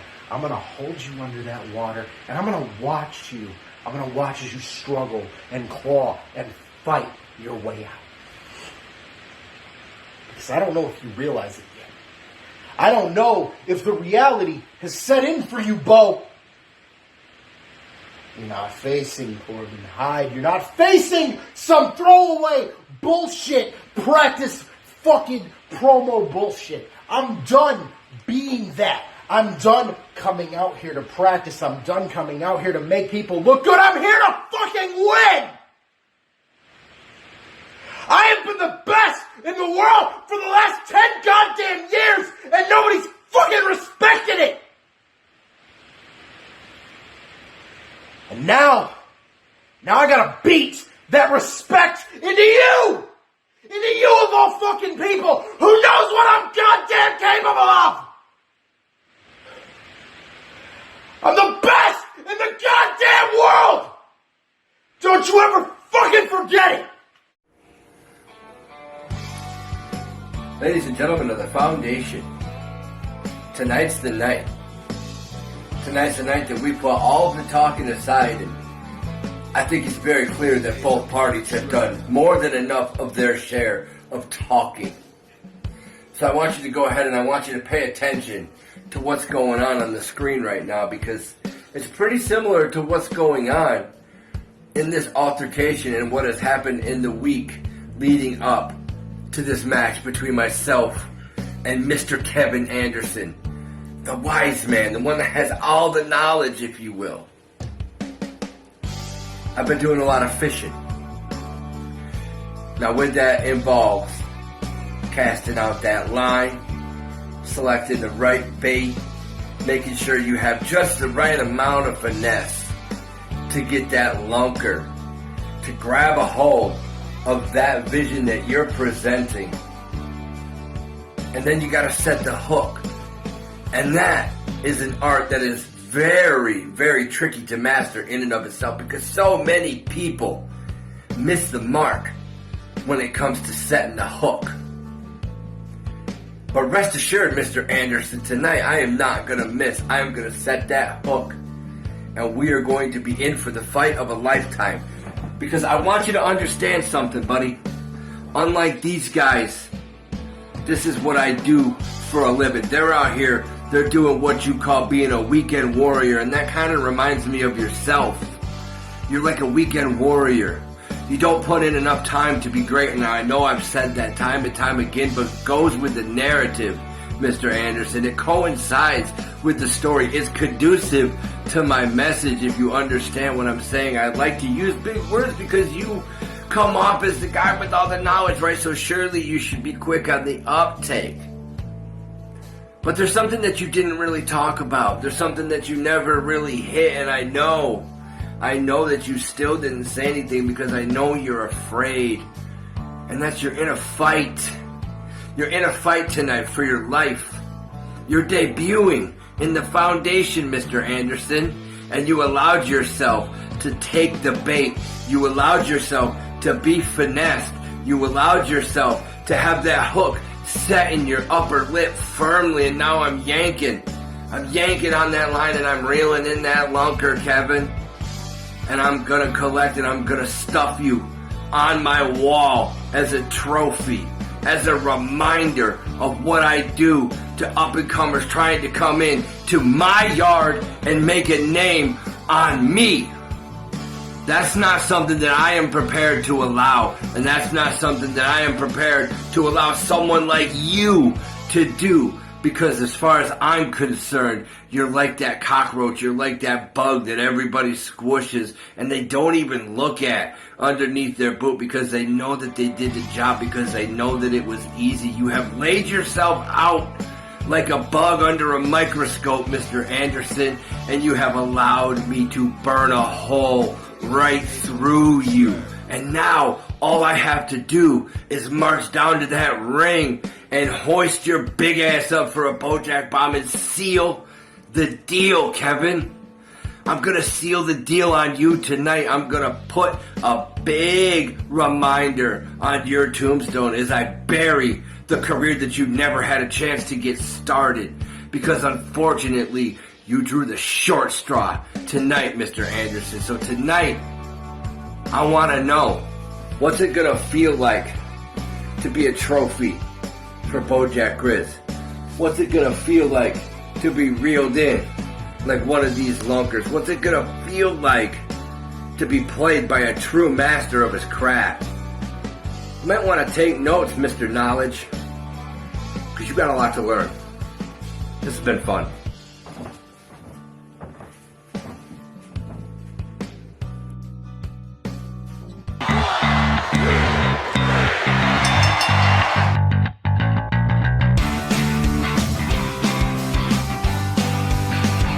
Your winner, BOJACK GRIZZ. Ladies and gentlemen, the wise man Kevin Anderson definitely laid some knowledge on BOJACK GRIZZ, but in the end it was BOJACK GRIZZ who continues to dominate here in the foundation. I'm sure we have not seen the last of the wise man Kevin Anderson. But ladies and gentlemen, it's time to get back to the Pillars of Fate tournament with round 2 action, as we will see Hodgson take on the Vagabond.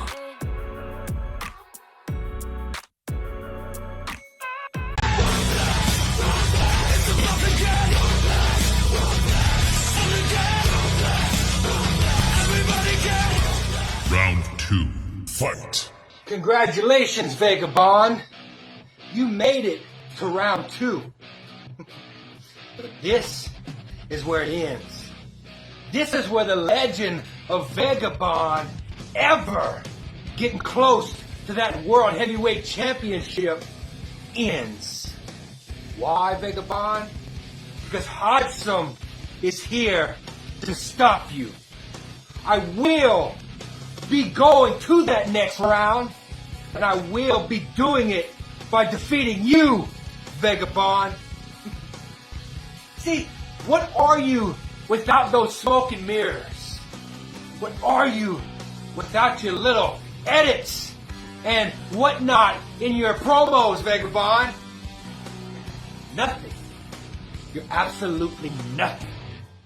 Meanwhile, Hodgson, your blueprint champion, is everything.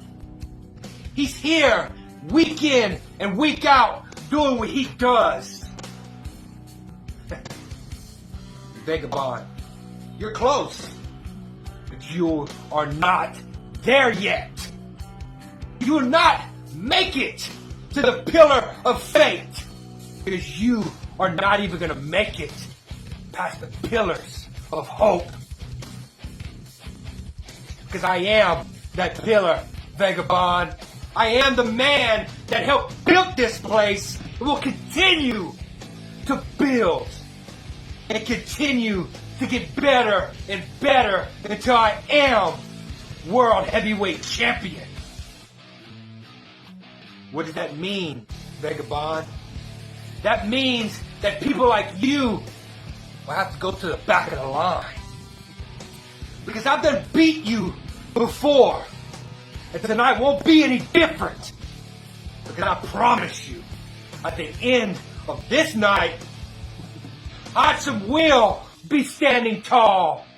Hodgson will be the pillar of fate champion. And Hodgson will be the greatest of all time and submit his legacy in the foundation. While Vagabond fades off into the background. Vagabond goes back to his little mid-card status. And Vagabond won't forget the night at the Pillars of Fate tournament where Hodgson schooled him, made him regret ever winning his debut match in this tournament. Because me and you both know, Vagabond, that when you and me stood face to face, that only one of us was coming out alive. And that man is me. I'll come out alive every single time, Vagabond. I'll make sure that the foundation remembers my name and the crowd chants, Hodgson! Hodgson! But he's standing tall of the broken, beaten, and battered Vagabond.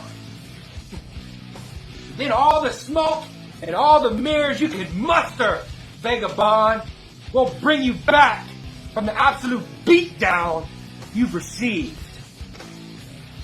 Don't think it doesn't come without a receipt, Vagabond, because I know somewhere down the line we'll meet again. And you won't be lucky that time either. Because here tonight, I'm having to prove a point to every single person in Foundation. That is, that Hodgson is the man to capitalize on that next step and be your Foundation World Heavyweight Champion. Now, Vagabond, always remember, that ain't awesome. That's awesome.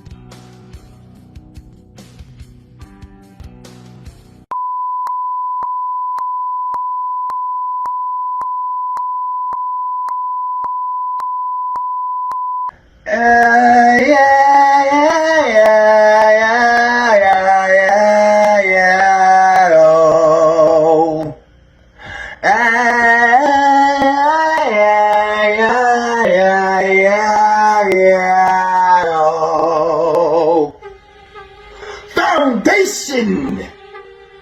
Looks like the Pillars of Fate tournament has to move on, and I'm on quite the roll. I've been on a roll since I got that oh so sought after victory over Big Bro, Mr. Ichirasi Lamar Wallace. Can't forget the Mr. Hodge, you're facing me. I know you've been wanting this match for a very long time. You've been wanting to tango. You've been wanting to go one-on-one, mano-a-mano with the Baba Yaga, the different breed, the Vagabond. Oh, I said that out of order. That's just how excited I am for this match. Because Hodge, I've been waiting a long time to face you face you, then beat you, because you're just the one guy I've always wanted to face. That's the J3 who I've beaten already. Ah! Oh, this is also very exciting. I enjoy this. I love this. The fire that's burning deep inside of me. Woo! It's coursing through my veins, don't you understand? It's burning. It's burning more intense than 1,000 white hot suns going off in the universe trying to make another Big Bang. Ah! I am that Big Bang in this Pillars of Fate tournament because I'm a different breed, the Baba Yaga, the Vagabond. You facing me. Oh, here's the thing about me. The way I walk, the way I talk, the way I move, the way I act is different than anybody else. Anybody else that you ever faced before, because everybody else you never faced before only had one style. Well, I am multifaceted. I am like Cerberus, the dog in Greek mythology. 3 heads on one, 3 heads encompassing the same body, 3 personalities encompassing the same being, because I am that guy. Oh, I know how you like to talk, I know how you like to walk, but here's the thing. Your style is oh so easy to do, oh so easy to imitate, oh so easy to emulate, but I'm not gonna do that to you. I like you too much. You're too good at this. I can't do that. I can't do that to you. But what I will do is I will take you into the shadow. Wait, 1, 2, 3. Can you feel the pressure? Yes! The pressure is oh so intense you can't stand it. All the pressure's weighing down upon you like an insanely heavy weight. Kind of like a stone Atlas was supposed to push up that hill. And the bigger sticks, in tightness for all eternity. That's what it feels like when my words are weighing down upon you. Because my words are worth its weight in gold. Your words are worth its weight in shit. Because when I play chess, I move the pieces ever so slightly, while I let my words and my actions do all the talking. Let these words distract you, bind you to you, and you're like so many wasps buzzing around and over and over and over and over and over and over and over and over. It's insane, because these words will come through you like so many needles cutting through a heroin junkie. Or a crack addict, whatever your vice is, but I want you to understand this is gonna go very well for you, because you're in this place, you're gonna go here, you're gonna go here, just like TK3, just like TK3, just like Mr. Blocks, because I'm a different breed, and Baba Yaga, and Vagabond, because how can you adapt to me? You can't. How can you stop me? You don't. How? Can you overcome the Vagabond? You don't. Because this game of chess is almost over. I moved several pieces in many different places. All I need to do is pull the trigger, and my trigger draw will be complete. Your kings, queens, rooks, knights, pawns, bishops will all be gone, leaving me to pick up the pieces, because I will so richly declare checkmate. And guess what, Hazel? Checkmate.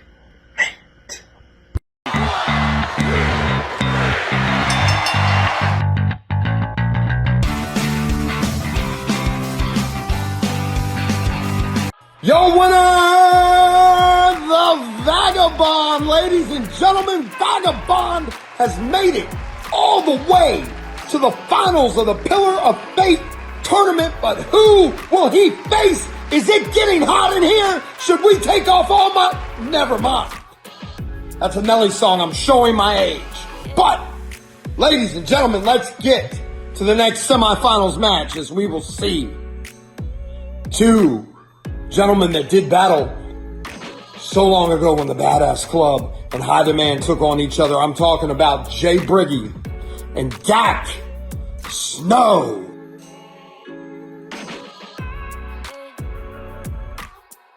Well, here we are, round 2, Pillars of Fate tournament, the POF tournament, as I face a POS Dak Snow. And you know what, Dak? I wish you were more like Snow. Because if you were Snow, I could just take a shovel and I could shovel you away and be done with you. If you were Snow, I could just blow you out of my driveway. Whoa, whoa, whoa, you sick, lonely freak. That's not what I meant with a snowblower to get rid of you. Dude, fucking weirdo. Hell, if you were even fun like Snow, I could just play with you for a little while and until you got cold and boring. But hey, I really wish you were like the snow here in Florida, because then I would never have to deal with you or see you at all. And that would be super. I would just have to hear about you being in other places, but I wouldn't have to listen. I could just turn it off. Because seriously, like, I am really jealous of people that don't know you. Like, I really wish I was one of them. That fact for you. He sits down when he pees, and when he poops, he sits reversed the other way. That way he still has a snack and a coloring tray. I mean, even your parents are embarrassed by you, Dak. I mean, you were most likely a mistake. I mean, hell, your birth certificate is probably just an apology letter from the condom factory. Like, ooh, whoops, that's our bad. That one's on us. You're a problem for the next 18 years at least, but our bad. I mean, because what parents are proud of their son and names him Dak? I mean, how many successful Daks do you know? Don't worry, I'll wait. None. How many shitty Daks do you know? Well, right off rip, one big one pops right into my head, and he absolutely sucks at what he does. Just like you. And Dak, you think you're this huge superstar here in the Foundation, but you really haven't done much here. I mean, outside of beating Big Sweet, which I have done several times, and beating Hollywood Haywood, you just really haven't done much. I mean, you won a small victory over me, and your high demand beat the living crap out of the Badass Club. But let's be honest, we all knew that was going to happen, because the BC isn't about all that glitz and glamour. They're about going out there and tearing down your opponent, win or lose, and that's exactly what we did. But other than that, you haven't done much here, Dak. I mean, you've done stuff other places. Let's talk about your title runs in other places recently. I mean, one place you held a title that just really doesn't mean much anymore and no one really talks about, and the other place you carry a title around on screen, you had to buy it. So literally, your last couple title reigns are just like your sex life. You're either striking out and not getting any at all, or you're either getting it from the one place that nobody gives a shit about, or you had to pay for it. I mean, look at yourself, dude. You're a 7-foot tall, goofy-looking motherfucker. I mean, how are you lanky and chunky at the same damn time? It just doesn't make sense. I mean, you're the type of guy that I can only hope will get herpes from sitting on a toilet seat, because we all know you're not going to get the opportunity to get it from having sex with somebody. I mean, Jesus Christ. Ooh, Dak fact number 2. Dak Snow carries around a reusable rubber nipple that he can put on every single bottle that he can drink, because he just likes the calming sensation of sucking on something. But you know, Dak, as much as I hate you and I can't stand you, and you're such a terrible person and you're the shittiest promo artist that I've ever seen, but your promos actually work miracles, and I saw it firsthand, man. Not a lot of people know, but I do a lot of charity work down at the local hospitals here in Florida. I go in, tell a few jokes, roast a few people, make some people laugh, make them feel good. And they were giving me a tour of the hospital, and they took me to the wing of the hospital where the coma patients were. There was about 10 people, I would say, all in a coma in the room. Now, as I was walking in, I was watching the Dak Snow match, a Dak Snow promo, and as I approached the room, you could hear it was pretty loud. And lo and behold, you wouldn't believe this, but 6 out of the 10 people in comas not only woke up, but they sat up, got up out of their beds, walked over to me, grabbed my phone, and turned your piece of shit promo off. That's how terrible your stuff is, but they're doing the work of the big man upstairs, dude. We really appreciate you being that fucking terrible. Bye-bye, Dak. That's 2 down, 1 to go. I'll see you in the finals, everybody, because I'll be Dak. Ooh, no, I won't. I don't ever want to be that piece of shit.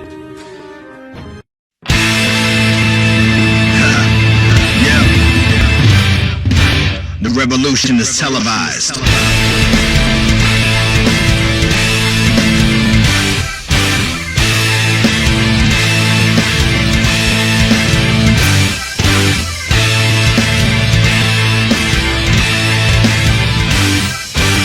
Briggy, let's take a walk down memory lane. You know it, I know it, the entire Foundation knows that we have a past. You and I have crossed paths several different times, and the first time I remember like it was yesterday, because it is one of my favorite encounters I have ever had in the Foundation. It was an episode of The Blueprint where Dak Snow took on Briggy before the Badass Club faced High Demand at Crossroads. And you know what? That was one of the best matches I've ever had. That's one of my favorite matches I have ever delivered. That's one of the best matches in the Foundation's history, and I stand by that to this day, not because I am talented, not because you are talented, but because we delivered. We built it. We made a story. I mean, you know, that's a rare thing these days. People don't like to tell stories. People don't like to find meaning. People don't like to see things that aren't there. They don't like to see things that they can't touch. They have to be told every single minute detail. They can't understand on their own. But we made them. We made them understand every single thing we said, every single thing we did, everything that was on the screen was there for them to know. And by helping them understand, by helping them find meaning, by telling a story, Briggy, you made me better. And you created the monster the Foundation has had to deal with ever since that very day. And I want you to know that this is coming full circle yet again, and we are finding meaning in this story that is never ending. We are able to see exactly what is going on. We are able to understand exactly what we need to. We are able to tell the story of David versus Goliath, except this story ends a little different. You see, David doesn't slay Goliath. David doesn't come out the winner, the unlikely hero, the underdog that exceeds all expectations. Goliath destroys David. Goliath proves to everyone that he is the monster, that he is this biblical being that no one can touch, that he is a god. And you know what that means, Briggy? That means it's time for me to become Goliath. It's time for me to show everyone exactly why I am invincible, exactly why I am a god, and exactly what you created. It's time for me to show everyone why the absolute Dak Snow. And Briggy, I'm sure you're wondering exactly what my role in this entire situation is, exactly where I come into play, exactly what I gain from the entire match against you. Though they came after me, I will live long before they did. Everything they gained, every ounce of information, knowledge, and wisdom they gained after that win against you came to me vicariously, and everything finally clicked. All the questions that were left unsolved finally had the answers I was looking for. All the pieces of the puzzle were finally assembled and put together, and the picture couldn't be any more clear. I knew exactly what I was missing, exactly what I needed to see, exactly what the people wanted to see. And Briggy, for that, I thank you so much. Because of you, I am able to now sit here and understand exactly what it takes for me to dominate, exactly what it takes for me to take that step up. And now, no one is safe. No one in the Pillars of Fate tournament is safe. No one in the Foundation is safe. Briggy, you are not safe! So Briggy, do you understand? Do you see the meaning behind this all? Is the story clicking in your head? Because I hope it is. I hope you see the image being put together. And one thing will hold to be true. Dak goes over.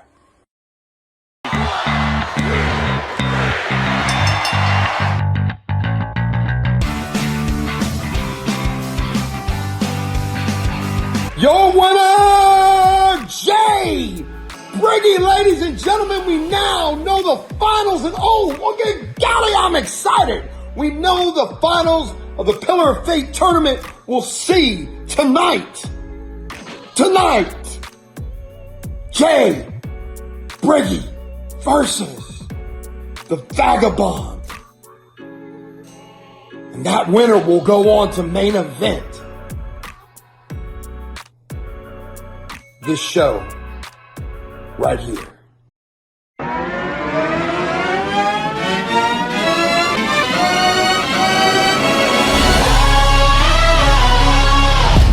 Ladies and gents, this is the moment you've waited for.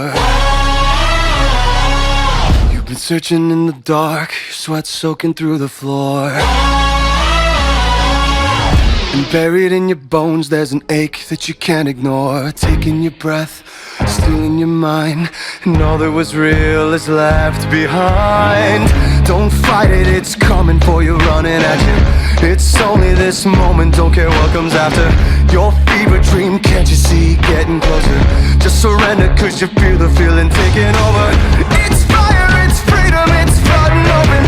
It's the preacher and the pulpit and your blinded motion. There's something breaking at the brick of every wall that's holding all that you know. So tell me, do you wanna go where it's covered in all the colored lights, where the runaways are running the night, impossible comes true, it's taking over you. It's the greatest show. We light it up, we won't come down, and the sun can't stop us now. Watching it come true, it's taking over you. This is the greatest show.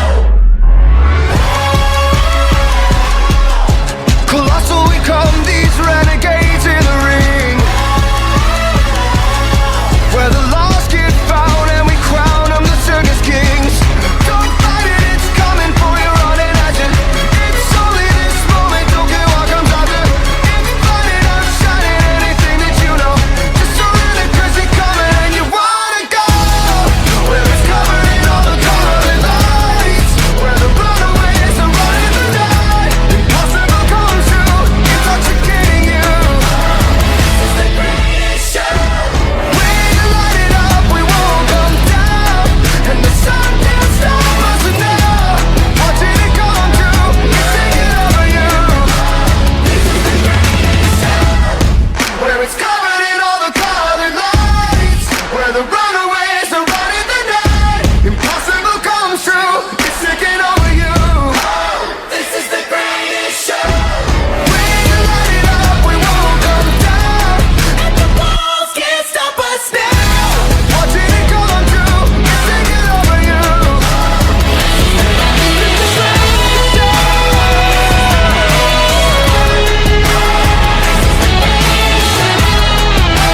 This is the greatest show. This is the greatest show. Ladies and gentlemen, you've seen it here first. Starting Point 2023 will take place over 2 days. June 3rd, June 4th. Be there or be square or rectangle is what I say. We're going to give the competitors some time to rest, and we're going to get on with the rest of the action tonight. And right now, we have what I am calling the biggest Trilogy championship match of all time. We have the former champion, Thompson, taking on TONSTER, DAMUS, a man who has taken the foundation by absolute storm, taking on the current undefeated champion, the PACEMAKER. If that doesn't get you giddy, I don't know what will. So let's get down to our Trilogy championship match.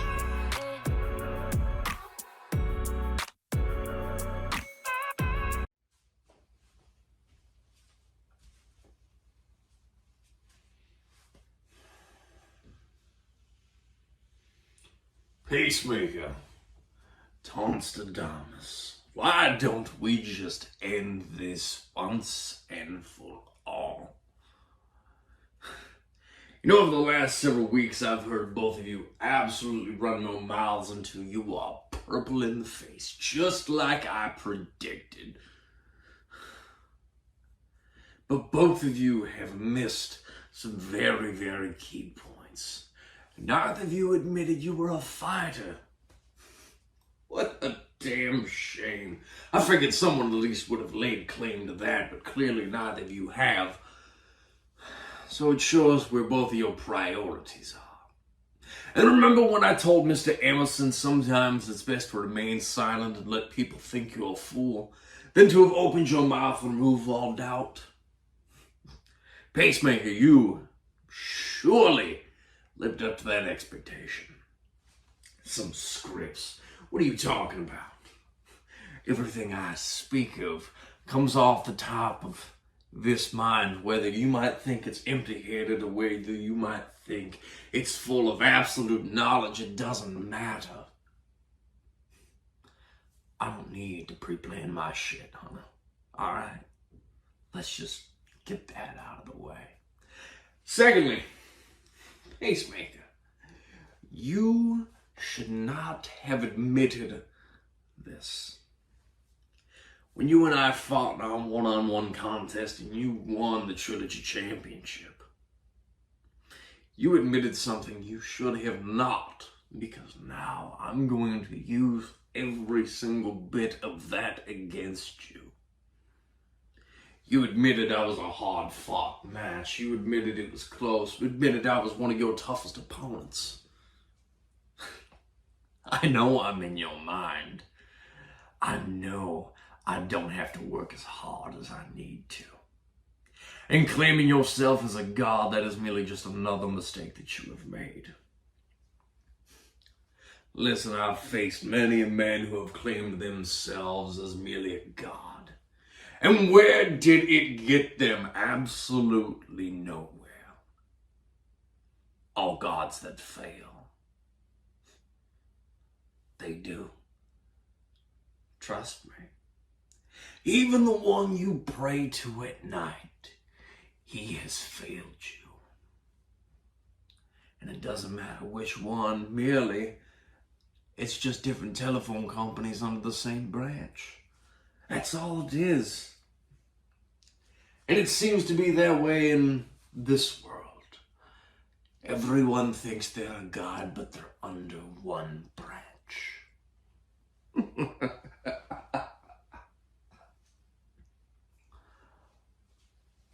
TONSTER.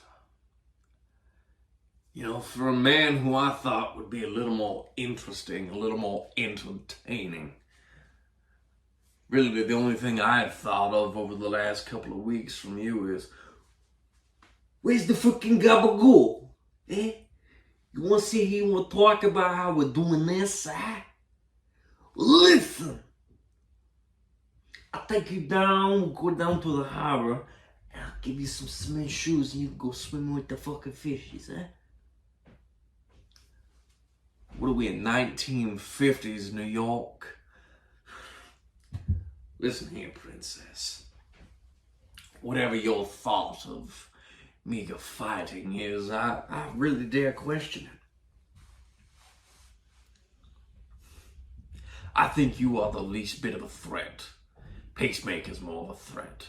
Hell, Johnny Rockstar's more of a threat than you. You're merely just a third wheel in this date, but we haven't forgotten about you. So I both want you to know this. I am wanting to regain my Trilogy Championship, and I will do whatever I must to ensure I walk away with that victory. And if I don't, so be it. We just move on to the next thing.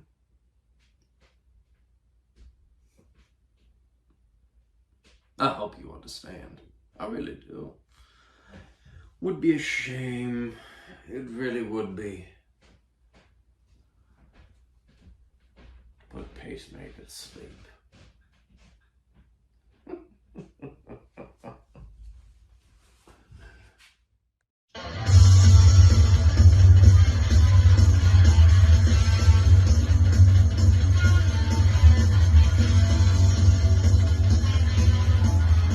Welcome to Promo Class with Toaster DAMUS, where you learn not only to become a promo artist, but a promo star. First, charisma. The way I walk, the way I move, the way I talk, every little thing, even the way I pause when I speak. Pacemaker. Charisma. Something you people don't have. Next! Range.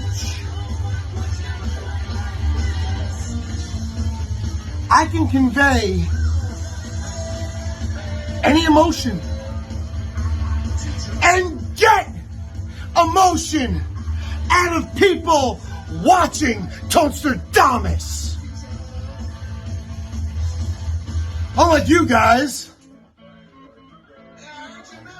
same thing. Same promo.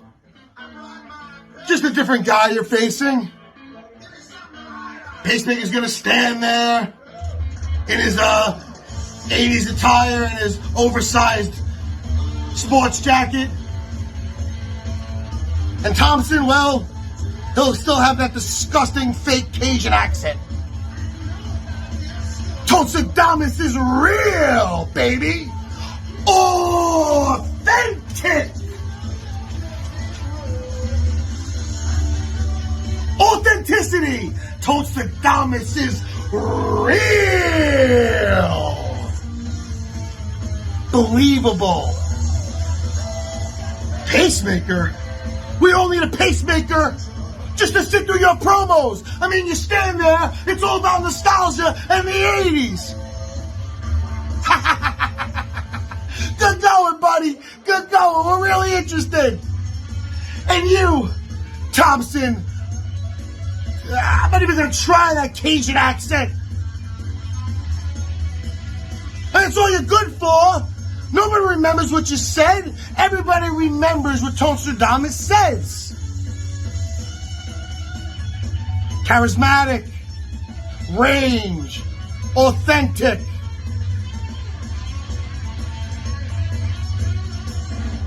You also need to bring something else. Something unpredictable.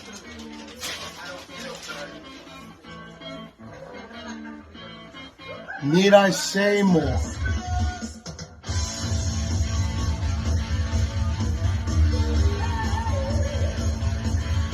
DAMUS doesn't play games. DAMUS isn't stuck in the past. DAMUS looking for the future and having fun in Foundation. After all, it's my playground. So you two boys, you go enjoy mediocrity while DAMUS enjoys being on top. Speaking of on top.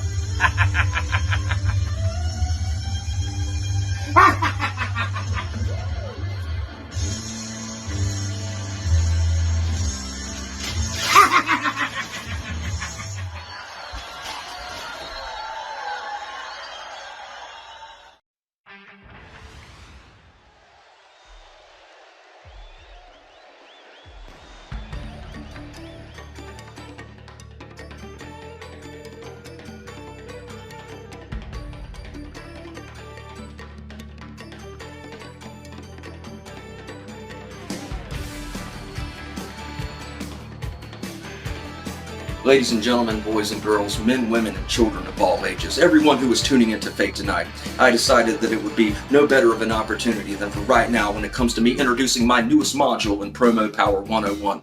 This one simply entitled Possession is 3/4 of the Law. In this module, we'll look at 3 different historical figures and the imposters that roam the landscape today who try to represent them. And maybe in the correlation, we'll come to figure out why the Pacemaker is the most prolific trilogy champion in the Foundation's history. But without further ado, let's get into it. Historical figure number 1, Nostradamus, 15th century French astrologer, seer, and predictor. A man who obtained a cult following with his oversights and his predictions. A true alchemist in the medieval world. And what do we have today? TONSTER, some idiot from Brooklyn, New York, who stares bug-eyed into his phone like there's a Nathan's hot dog on the other side, and sputters incoherent nonsense. A man who couldn't predict a wet fart, let alone shitting his panties. Unfortunate, yes. Blasphemy? I think so. But moving on. Historical figure number 2, Doc Holliday, famous Western gunfighter, notorious gambler, famous for his shootout at the OK Corral, and his ability to shoot a gnat off a frog's ass at 200 yards. And what do we have in his place at these times? Doc Thompson. Somebody who thinks that they can act, but in the Pacemaker's eyes, all he sees is a pimply-faced high school punk trying to get the lead role in the community play. If Sharknado had a bootleg version, he'd have a 3-minute roll and maybe 2 lines. And it's quite funny because the Pacemaker has already discarded him once and is planning on doing it again. And then, the most historic figure in the Foundation to this point, bar none, the Pacemaker of the business, your Trilogy champion. Somebody who kicked the door off the hinges of the Foundation, who is still undefeated, and who still has the gold over his shoulder. And who is trying to imitate him today? Yes, that's right. The entire Foundation Promo League as a whole. Because everybody would give their right arm to be able to be one of the 4 fingers on this hand. But they don't have the intelligence, they don't have the know-how, they don't have the athletic ability, and they don't have the prowess to possess any sort of form in these 4. Now I'm sorry, it's just the truth. So I hope that the communication that I've spit sticks. TONSTER, Doc Thompson, you can put your heads together and try to create a brain if you want. But just understand this. This match was over before it even began. And I laugh at the Foundation for trying to make me feel like that this would be a challenge to me. Because it never has been, it never was, and it never will be. Your Trilogy champion still stands upon the mountaintop and dares anyone to knock him off of his pedestal. And that's just the truth. Sorry, not sorry. Point. Final chapter. Red book closed. Pacemaker.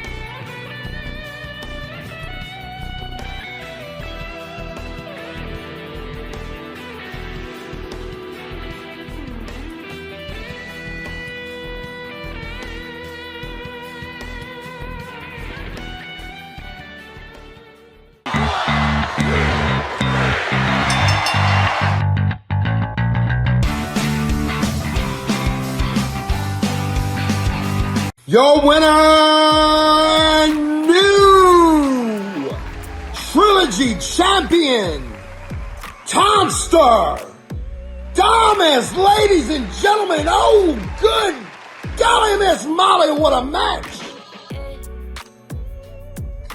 The Pacemaker, Doc Thompson, TONSTER, DAMUS, what a Trilogy match. TONSTER, DAMUS comes in and takes the championship.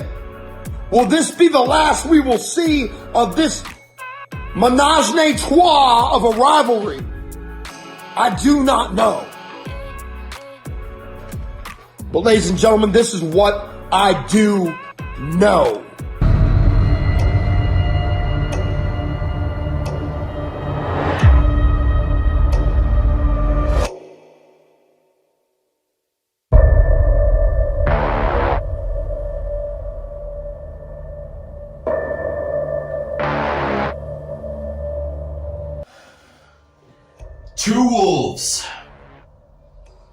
Two wolves stand at the top of a hilltop, staring down at a peaceful farm of sheep.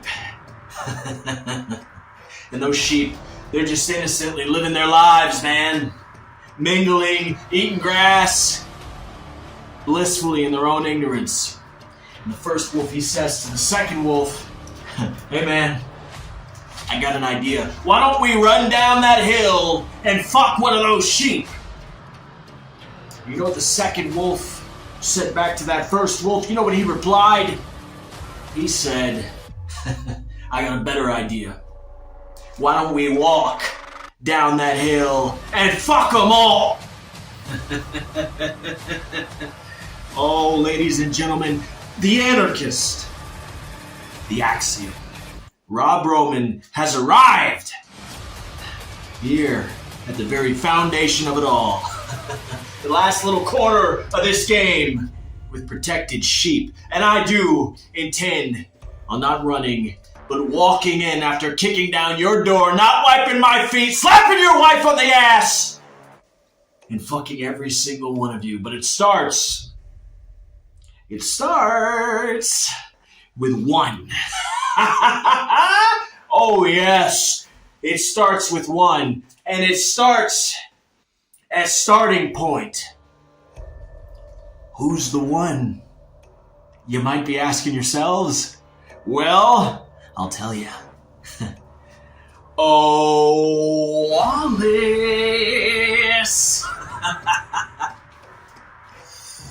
It's you.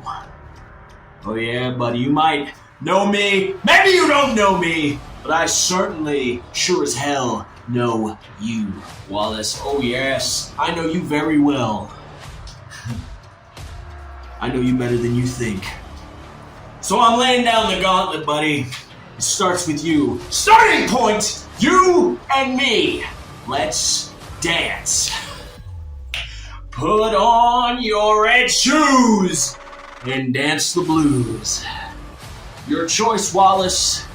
Oh yes, Mr. Wallace. Your choice.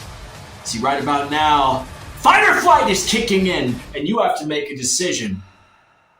Do you run away, or do you fight? Wallace? Huh?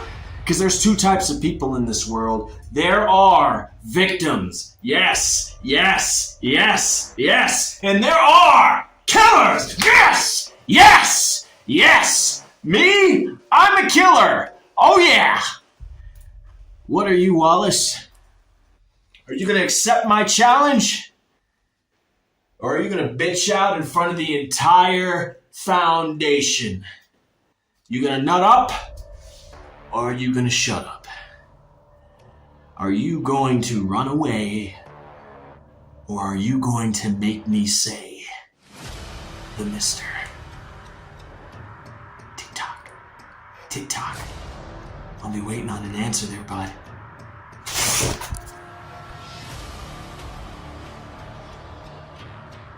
Wow, wow, wow, wow, wow. That is not what I knew. But man, first, Mad T. Ladies and gentlemen, we have just seen Rob Roman. Oh my God, we have just seen Rob Roman. Unless you've been living under a rock, if you don't know who Rob Roman is, he is here. But more importantly, he has challenged Mr.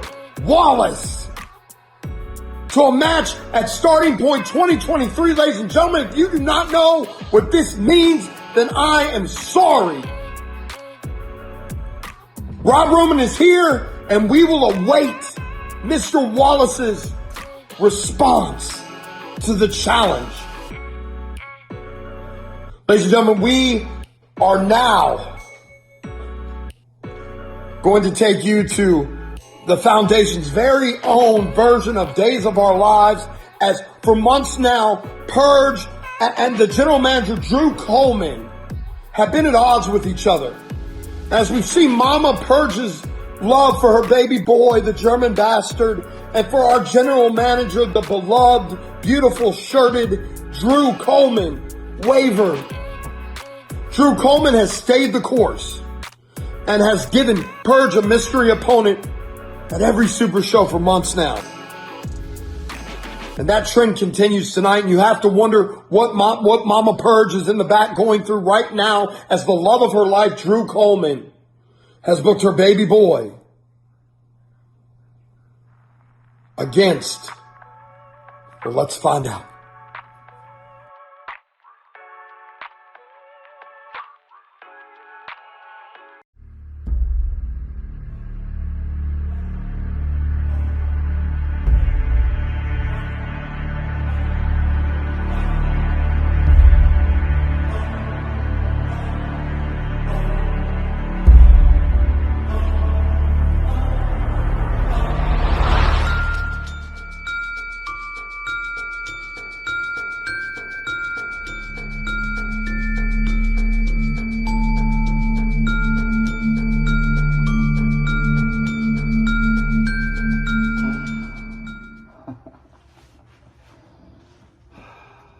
Foundation. Allow me to give you a proper introduction.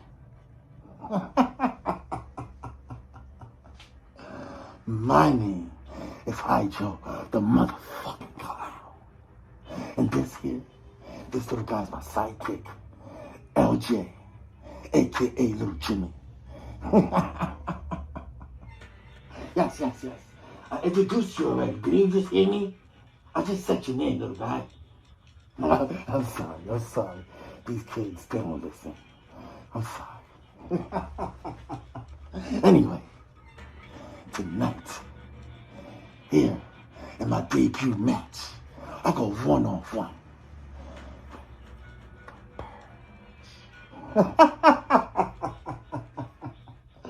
The Purge. See, LJ here did some research for me. And to be honest, I'm highly disappointed. See, when I think about the Purge, I think someone that can create chaos, madness all over the place. To the point where it cannot be controlled. To the point that you need to purge it. I don't see that. Not one bit.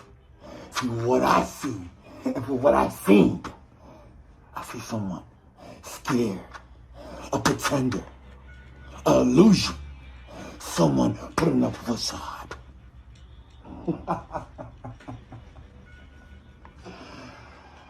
And it's funny coming from a clown, isn't it?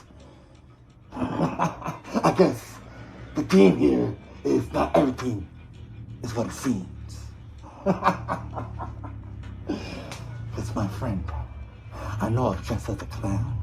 I know I got green hair paint all over my face. But my friend, I ain't no game. I'm nothing to play with. I see the comments. I've seen everyone talking in the locker room. And all that is gonna fuel me tonight, Purge. And it's gonna make you an example. An example of what's gonna happen. A warning of what's gonna happen on the foundation.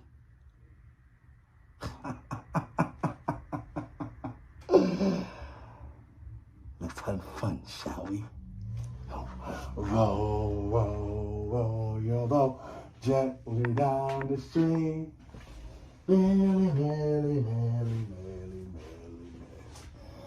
Life is but a dream.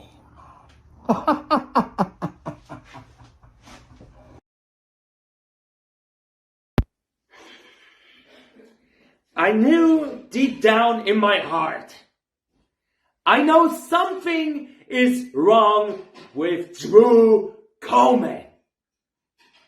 But since he accused the trust of Mama Purge, I knew something is in the bush. So I gotta face my biggest fear of them all. And that is Hydro the Clown.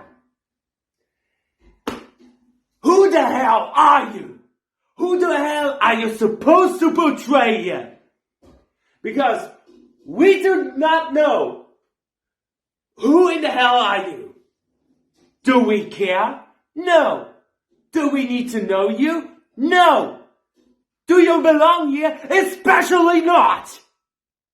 Especially when you're gonna trip into the house of the German bastard. The one, the only, the Purge. At your service, as usual. But do you see I'm threatening of you? No, because I know how to conquer my fears here. I especially need to step up and conquer that fear to even face you at fate. To even entertain those bitches here. What are you gonna expect? Am I your class clown? Or your locker room clown? Or some shit like that? No! I am the modern day Seth Rollins of promo wrestling here. And nobody could really stop me there. But yet again, since you've been sent as Drew Coleman's little hand job here, I guess I need to formally introduce myself here. Pissheads and assholes of Foundation. It's me, it's the German bastard, especially for you to know, Hydro the Clown. It's the one, the only, the Purge. And I know I repeated myself here because those newbies, those rookies need to understand who is gonna standing in front of him. That's the typical bullshit. Each and every single time when a newbie comes around, they felt like they could be the biggest thing on Foundation page. But who is gonna work in each and every single super show here? That is me. Who is stepping up for the management to show them each and every single time what I'm capable of? Me. Who is not in this bullshit tournament? Me. And you know what? I don't give a fuck about it.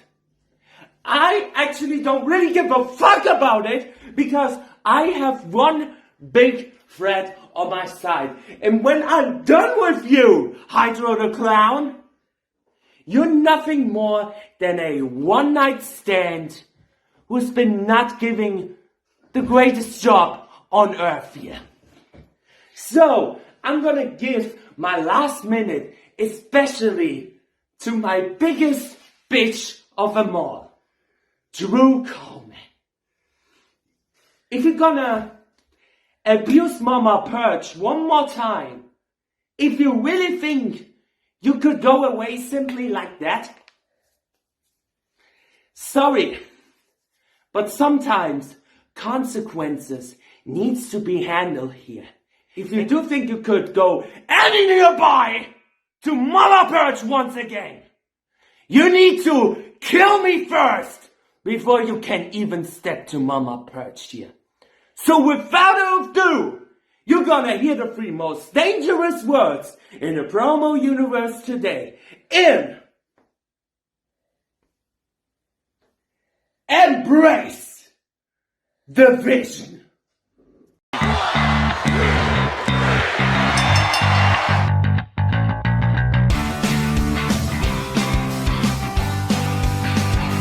Your winner, Hydro the Clown. Wow, ladies and gentlemen, for weeks we have seen this creepy thing, person, clown, terrorize the Foundation, but not really setting his targets on anybody.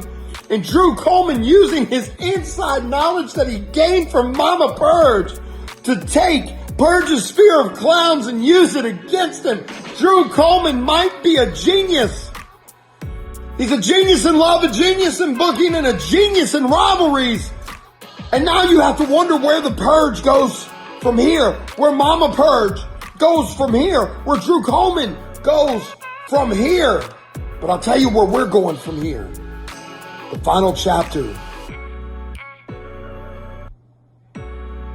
in the story, the recovery of Steel tonight. As my time at the Pacemaker house winds down, I've taken comfort and solace in the library. After all, Dr. Crowley has taught me that knowledge is power. And oh, I have learned so very much from the vast array of books in his collection. In fact, one book in particular has been very interesting and inspirational.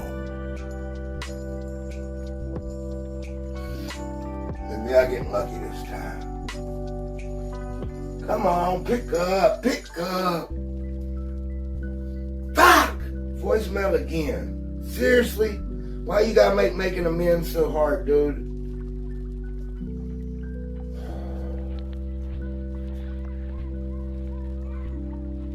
Anyway, man, and Airbnb. And look, I know you're avoiding my calls, and I get it. You probably don't trust me a lot right now. You probably hate my guts. But fact is, I was at the library today, and I found a book. And this book, well, it shows that everything we were fighting for was correct. That we were headed down the right path. That the mission we were on, that we were trying to teach everyone, well, it was inevitable. And now I see what must happen. I know it's fate. So please, please call me back. I can make this right. I promise you. Oh. Here goes nothing, baby. Ooh, another beautiful Florida day by the pool, baby. This better not be Chuck Steele again. Are you fucking kidding me? There's only one way to handle this. Hey girl, do you want to play with a game? Yeah. Here you go.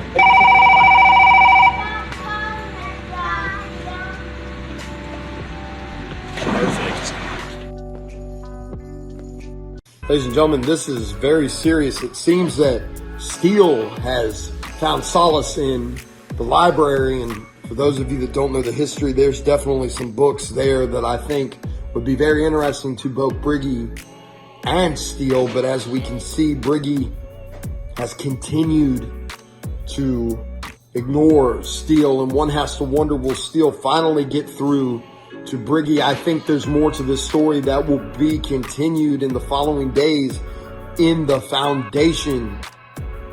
But now it's time, speaking of Briggy, to finish what we started. It's time to finish the first ever Pillars of Fate tournament, as we will see in the finals the Vagabond take on Jay Briggy. Let's see who's main eventing starting point 2023 right now.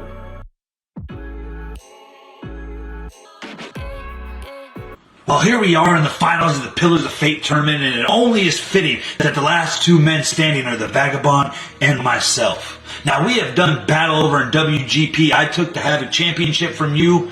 Then you beat me in the rematch and took it back. Now, I always knew we were going to have a rubber match, but I never knew it was going to be in the foundation where the stakes are even higher, as this match is for a chance at becoming the World Heavyweight Champion.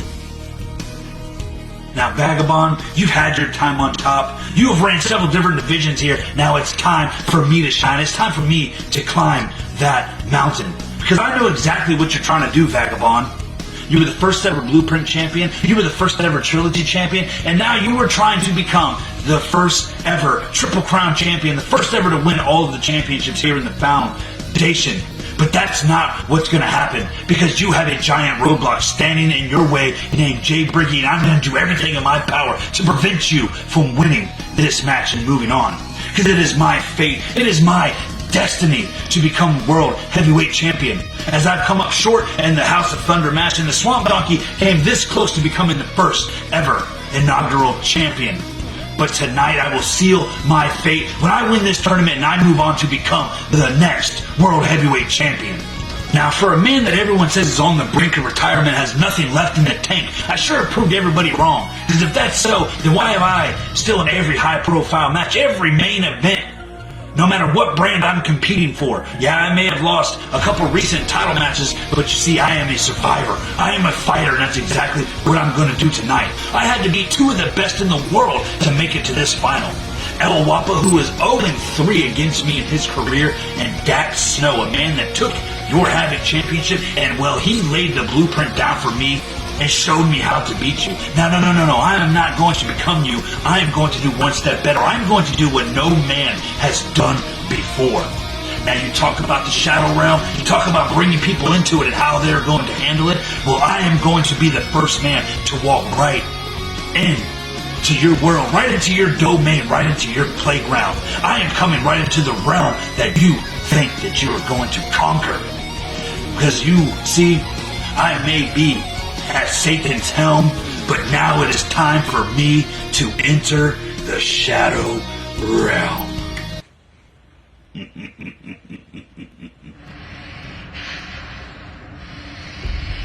Well, Vagabond, you were right. I just feel more powerful in the Shadow Realm. I feel like I can conquer and stop anything. Oh, what the fuck was that? It's a lot different in the Shadow Realm, but I know that I can overcome it, just like I'm gonna overcome you, Vagabond. Now, just like everyone else, you thought that when I lost the Blueprint Championship to Hudson, that I was done, I was down, I was out. You thought it was your turn to sit at the table and eat, because I wasn't here to take food out of your mouth any longer. But you see, that just wasn't the case, because I wasn't done. I was preparing, I was plotting, I was waiting for my opportunity, and I was given that opportunity when this little tournament was announced, and I knew that it was my fate to win and become the world heavyweight champion. Because Vagabond, you were one of the guys that said I have nothing left in the tank, that says I need to retire, that I need to pass the torch to the young guys like yourself and let you shine. But if you're as good as you say you are, Vagabond, if you were the unknown god of promo wrestling like you claim to be, then you shouldn't need me to leave so you can outshine everybody. You should have been doing that the entire time, and with ease. Now, Vagabond, you said that I don't evolve, that I'm the same old Jay Brady, but I am here to show you tonight that I am evolution at its finest. I have to do what it takes to survive, what it takes to win, and that's exactly what I'm going to do, Vagabond, because I'm going to beat you senseless, and I'm going to prove to everybody that even God makes mistakes, because he made one by creating you. So, Vagabond, get your ass out of my ring, because I just won the Pillars of Fate tournament, and it is my fate to become the next World Heavyweight Champion.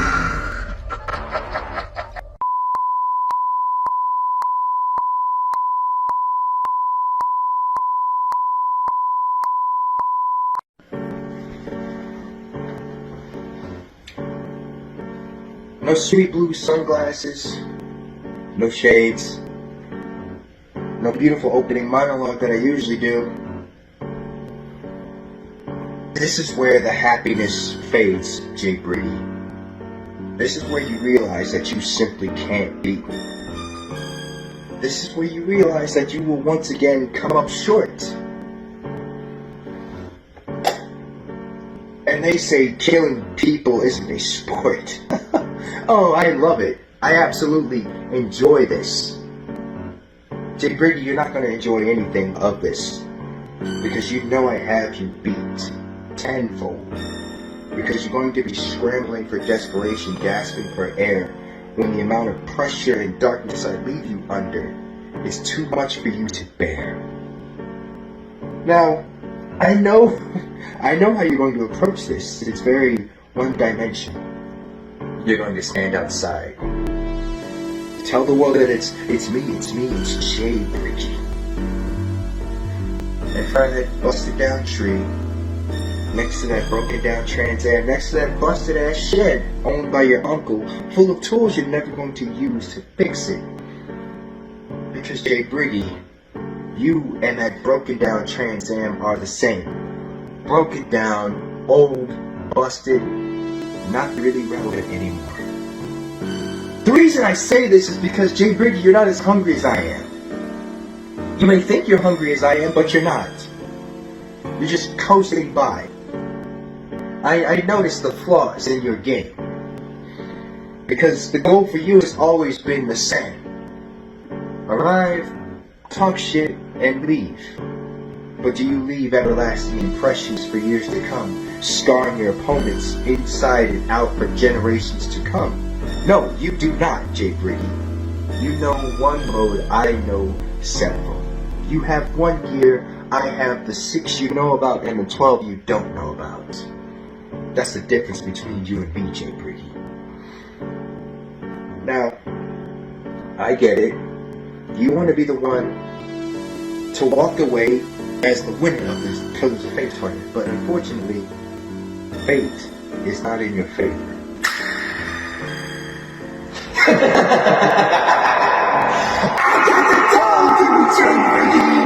You don't. Your dog is old and dried up, dead, barely alive, and not even functioning fully. You're getting old man. You're starting to slow down, Jay Brady. It's starting to become tiresome for you to stay up. It's starting to get tiresome for you to keep up with the young cats like me. Truth is, you can't keep up with me anymore. You can't keep pace with me anymore. It's a sad truth. I know how to beat you, but you don't know how to beat me anymore. I know how to cut you down. You don't know how to cut me down anymore. Because my dog is vicious, Jay Brady. Tearing you apart, ripping flesh from bone, eviscerating you inside out with its sharp fangs. I'm like a three-headed dog, Cerberus, biting the bite, while my words are like harlequins, going right through you. And last but not least is the fucking cool big rock, the headshot, the kill shot, if you will, because Jay Brady, your ammo isn't nearly enough as you think it is. You're going to end up in this place where there's nothing but silence. The cold, dead, calculating silence. Because I rule it. And you're never going to leave, Jay Brady. Because simply put, I'm the chess master. You are just Jason Brayton.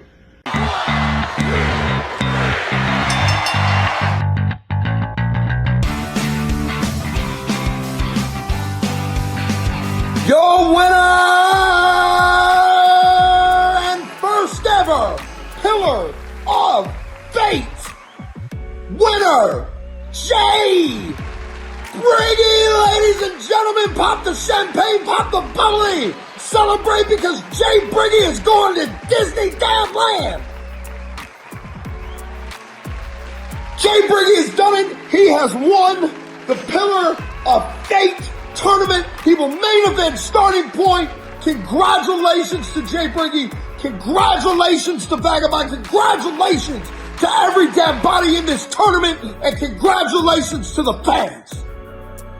Woo! Good God. But now, who will he face? Who will he take on? Who will cash the other half of that ticket to the main event at Starting Point? Because, ladies and gentlemen, it's time. It's time. Ladies and gentlemen, it's time for your main event. In one corner, we have the former Foundation World Champion. This gentleman is a king in the North. He is well renowned all over the promoverse, holding world championships in such organizations as the BWO, the Foundation, FTW. And tonight, he will challenge and try to regain his former championship. And his opponent, the reigning, defending Foundation World Champion. This man is a savior. This man came back from a life or death situation to win the World Championship from hashtag DB Greatness, the King in the North.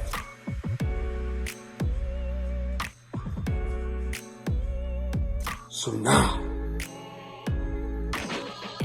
for the hundreds in attendance and the thousands watching across the world, let's get ready to promo!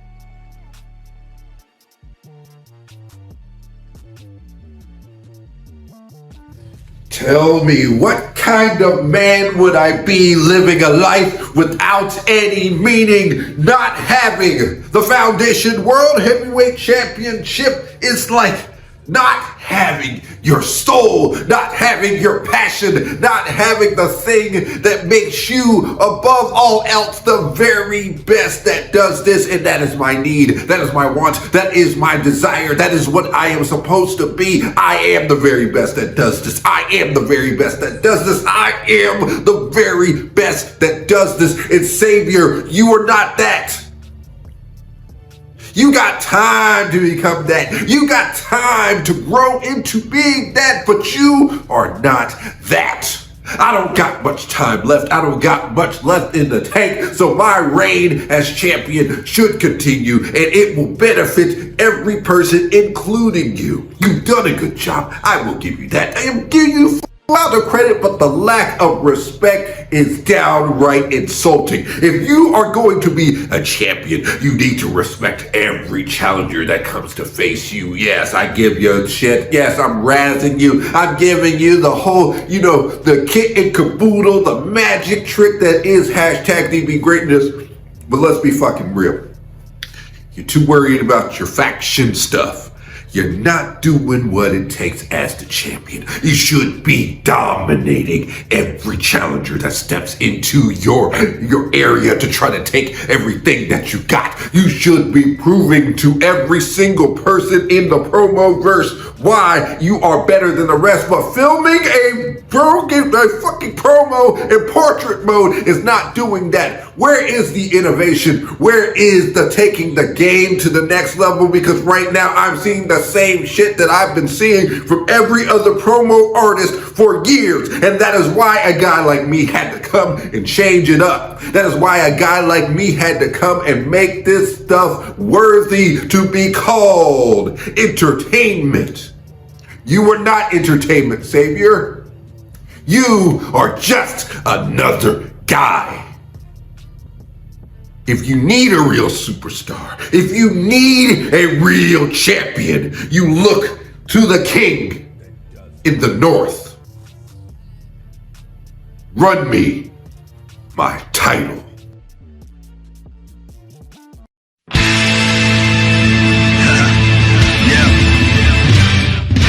The revolution is televised.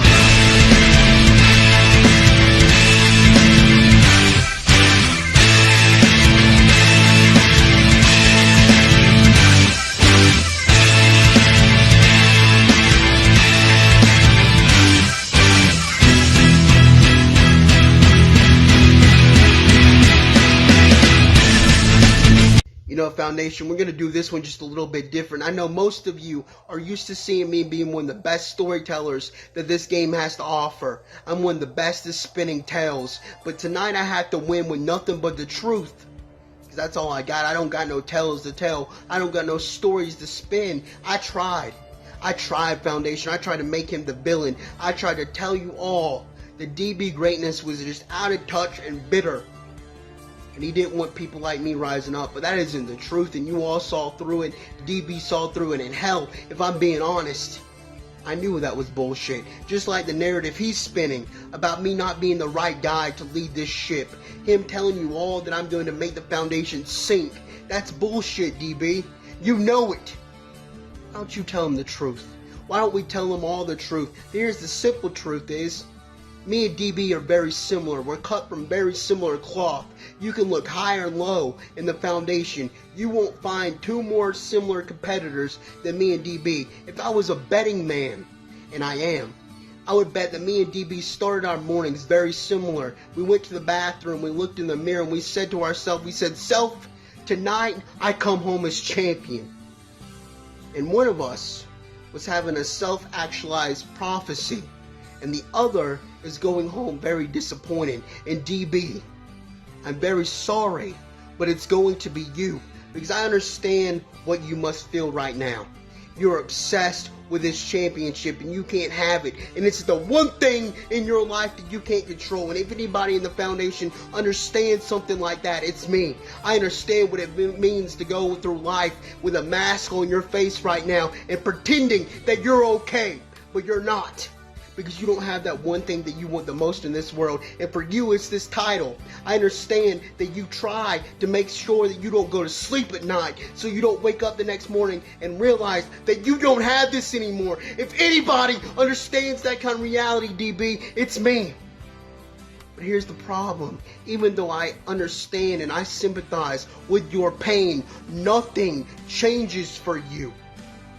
Because this is my company, and you're trying to steal my property and my company, and maybe you're confused because I don't have a warning sign when you walk in, but don't be confused. There is only one way you walk out when you try to take this from me, and that's a loser. Because I am the top dog in this company. I have stated claim to everything that is the foundation. I just like the top dog, I pissed all over it. Don't understand why you can't understand that, DB. Why do you keep trying to comfort me? How many times do I have to teach you the lesson that when it comes to championship matches, when it comes to big matches, I'm just going to be just a little bit better than you. I did it before for this championship. You followed me to elite marks, I beat you too. And tonight, it's simply fate that I do it again. Because I am what this company needs. And it's ironic, isn't it? Because I wasn't the first guy that they called when they built the foundation. But when they started renovating this bitch, guess who they called first? Me. And that's because I am the best at what I do. Nobody can touch me on this mic, not you, DB, no matter how great you are, and you are great. So don't do something else. Go do something else. Be Trilogy champion. Be Blueprint champion. Be anything but this, because this is mine. And it's never, ever going to change. So until next time, this has been your neighborhood savior, your modern day messiah. There's only one question left. Who's next?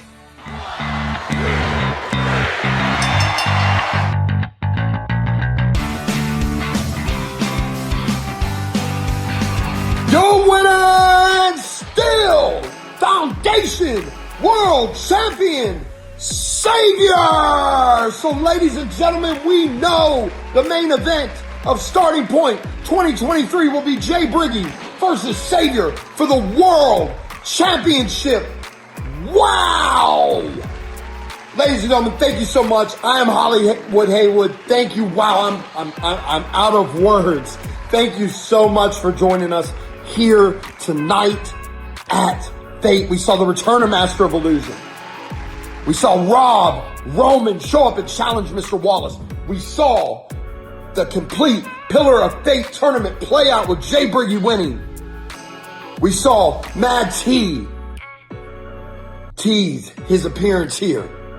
Ladies and gentlemen, if you liked what you saw tonight, make sure you tune in next week to Blueprint. Hit that subscribe button in YouTube and check us out on our Facebook page, The Foundation. We will see you next week.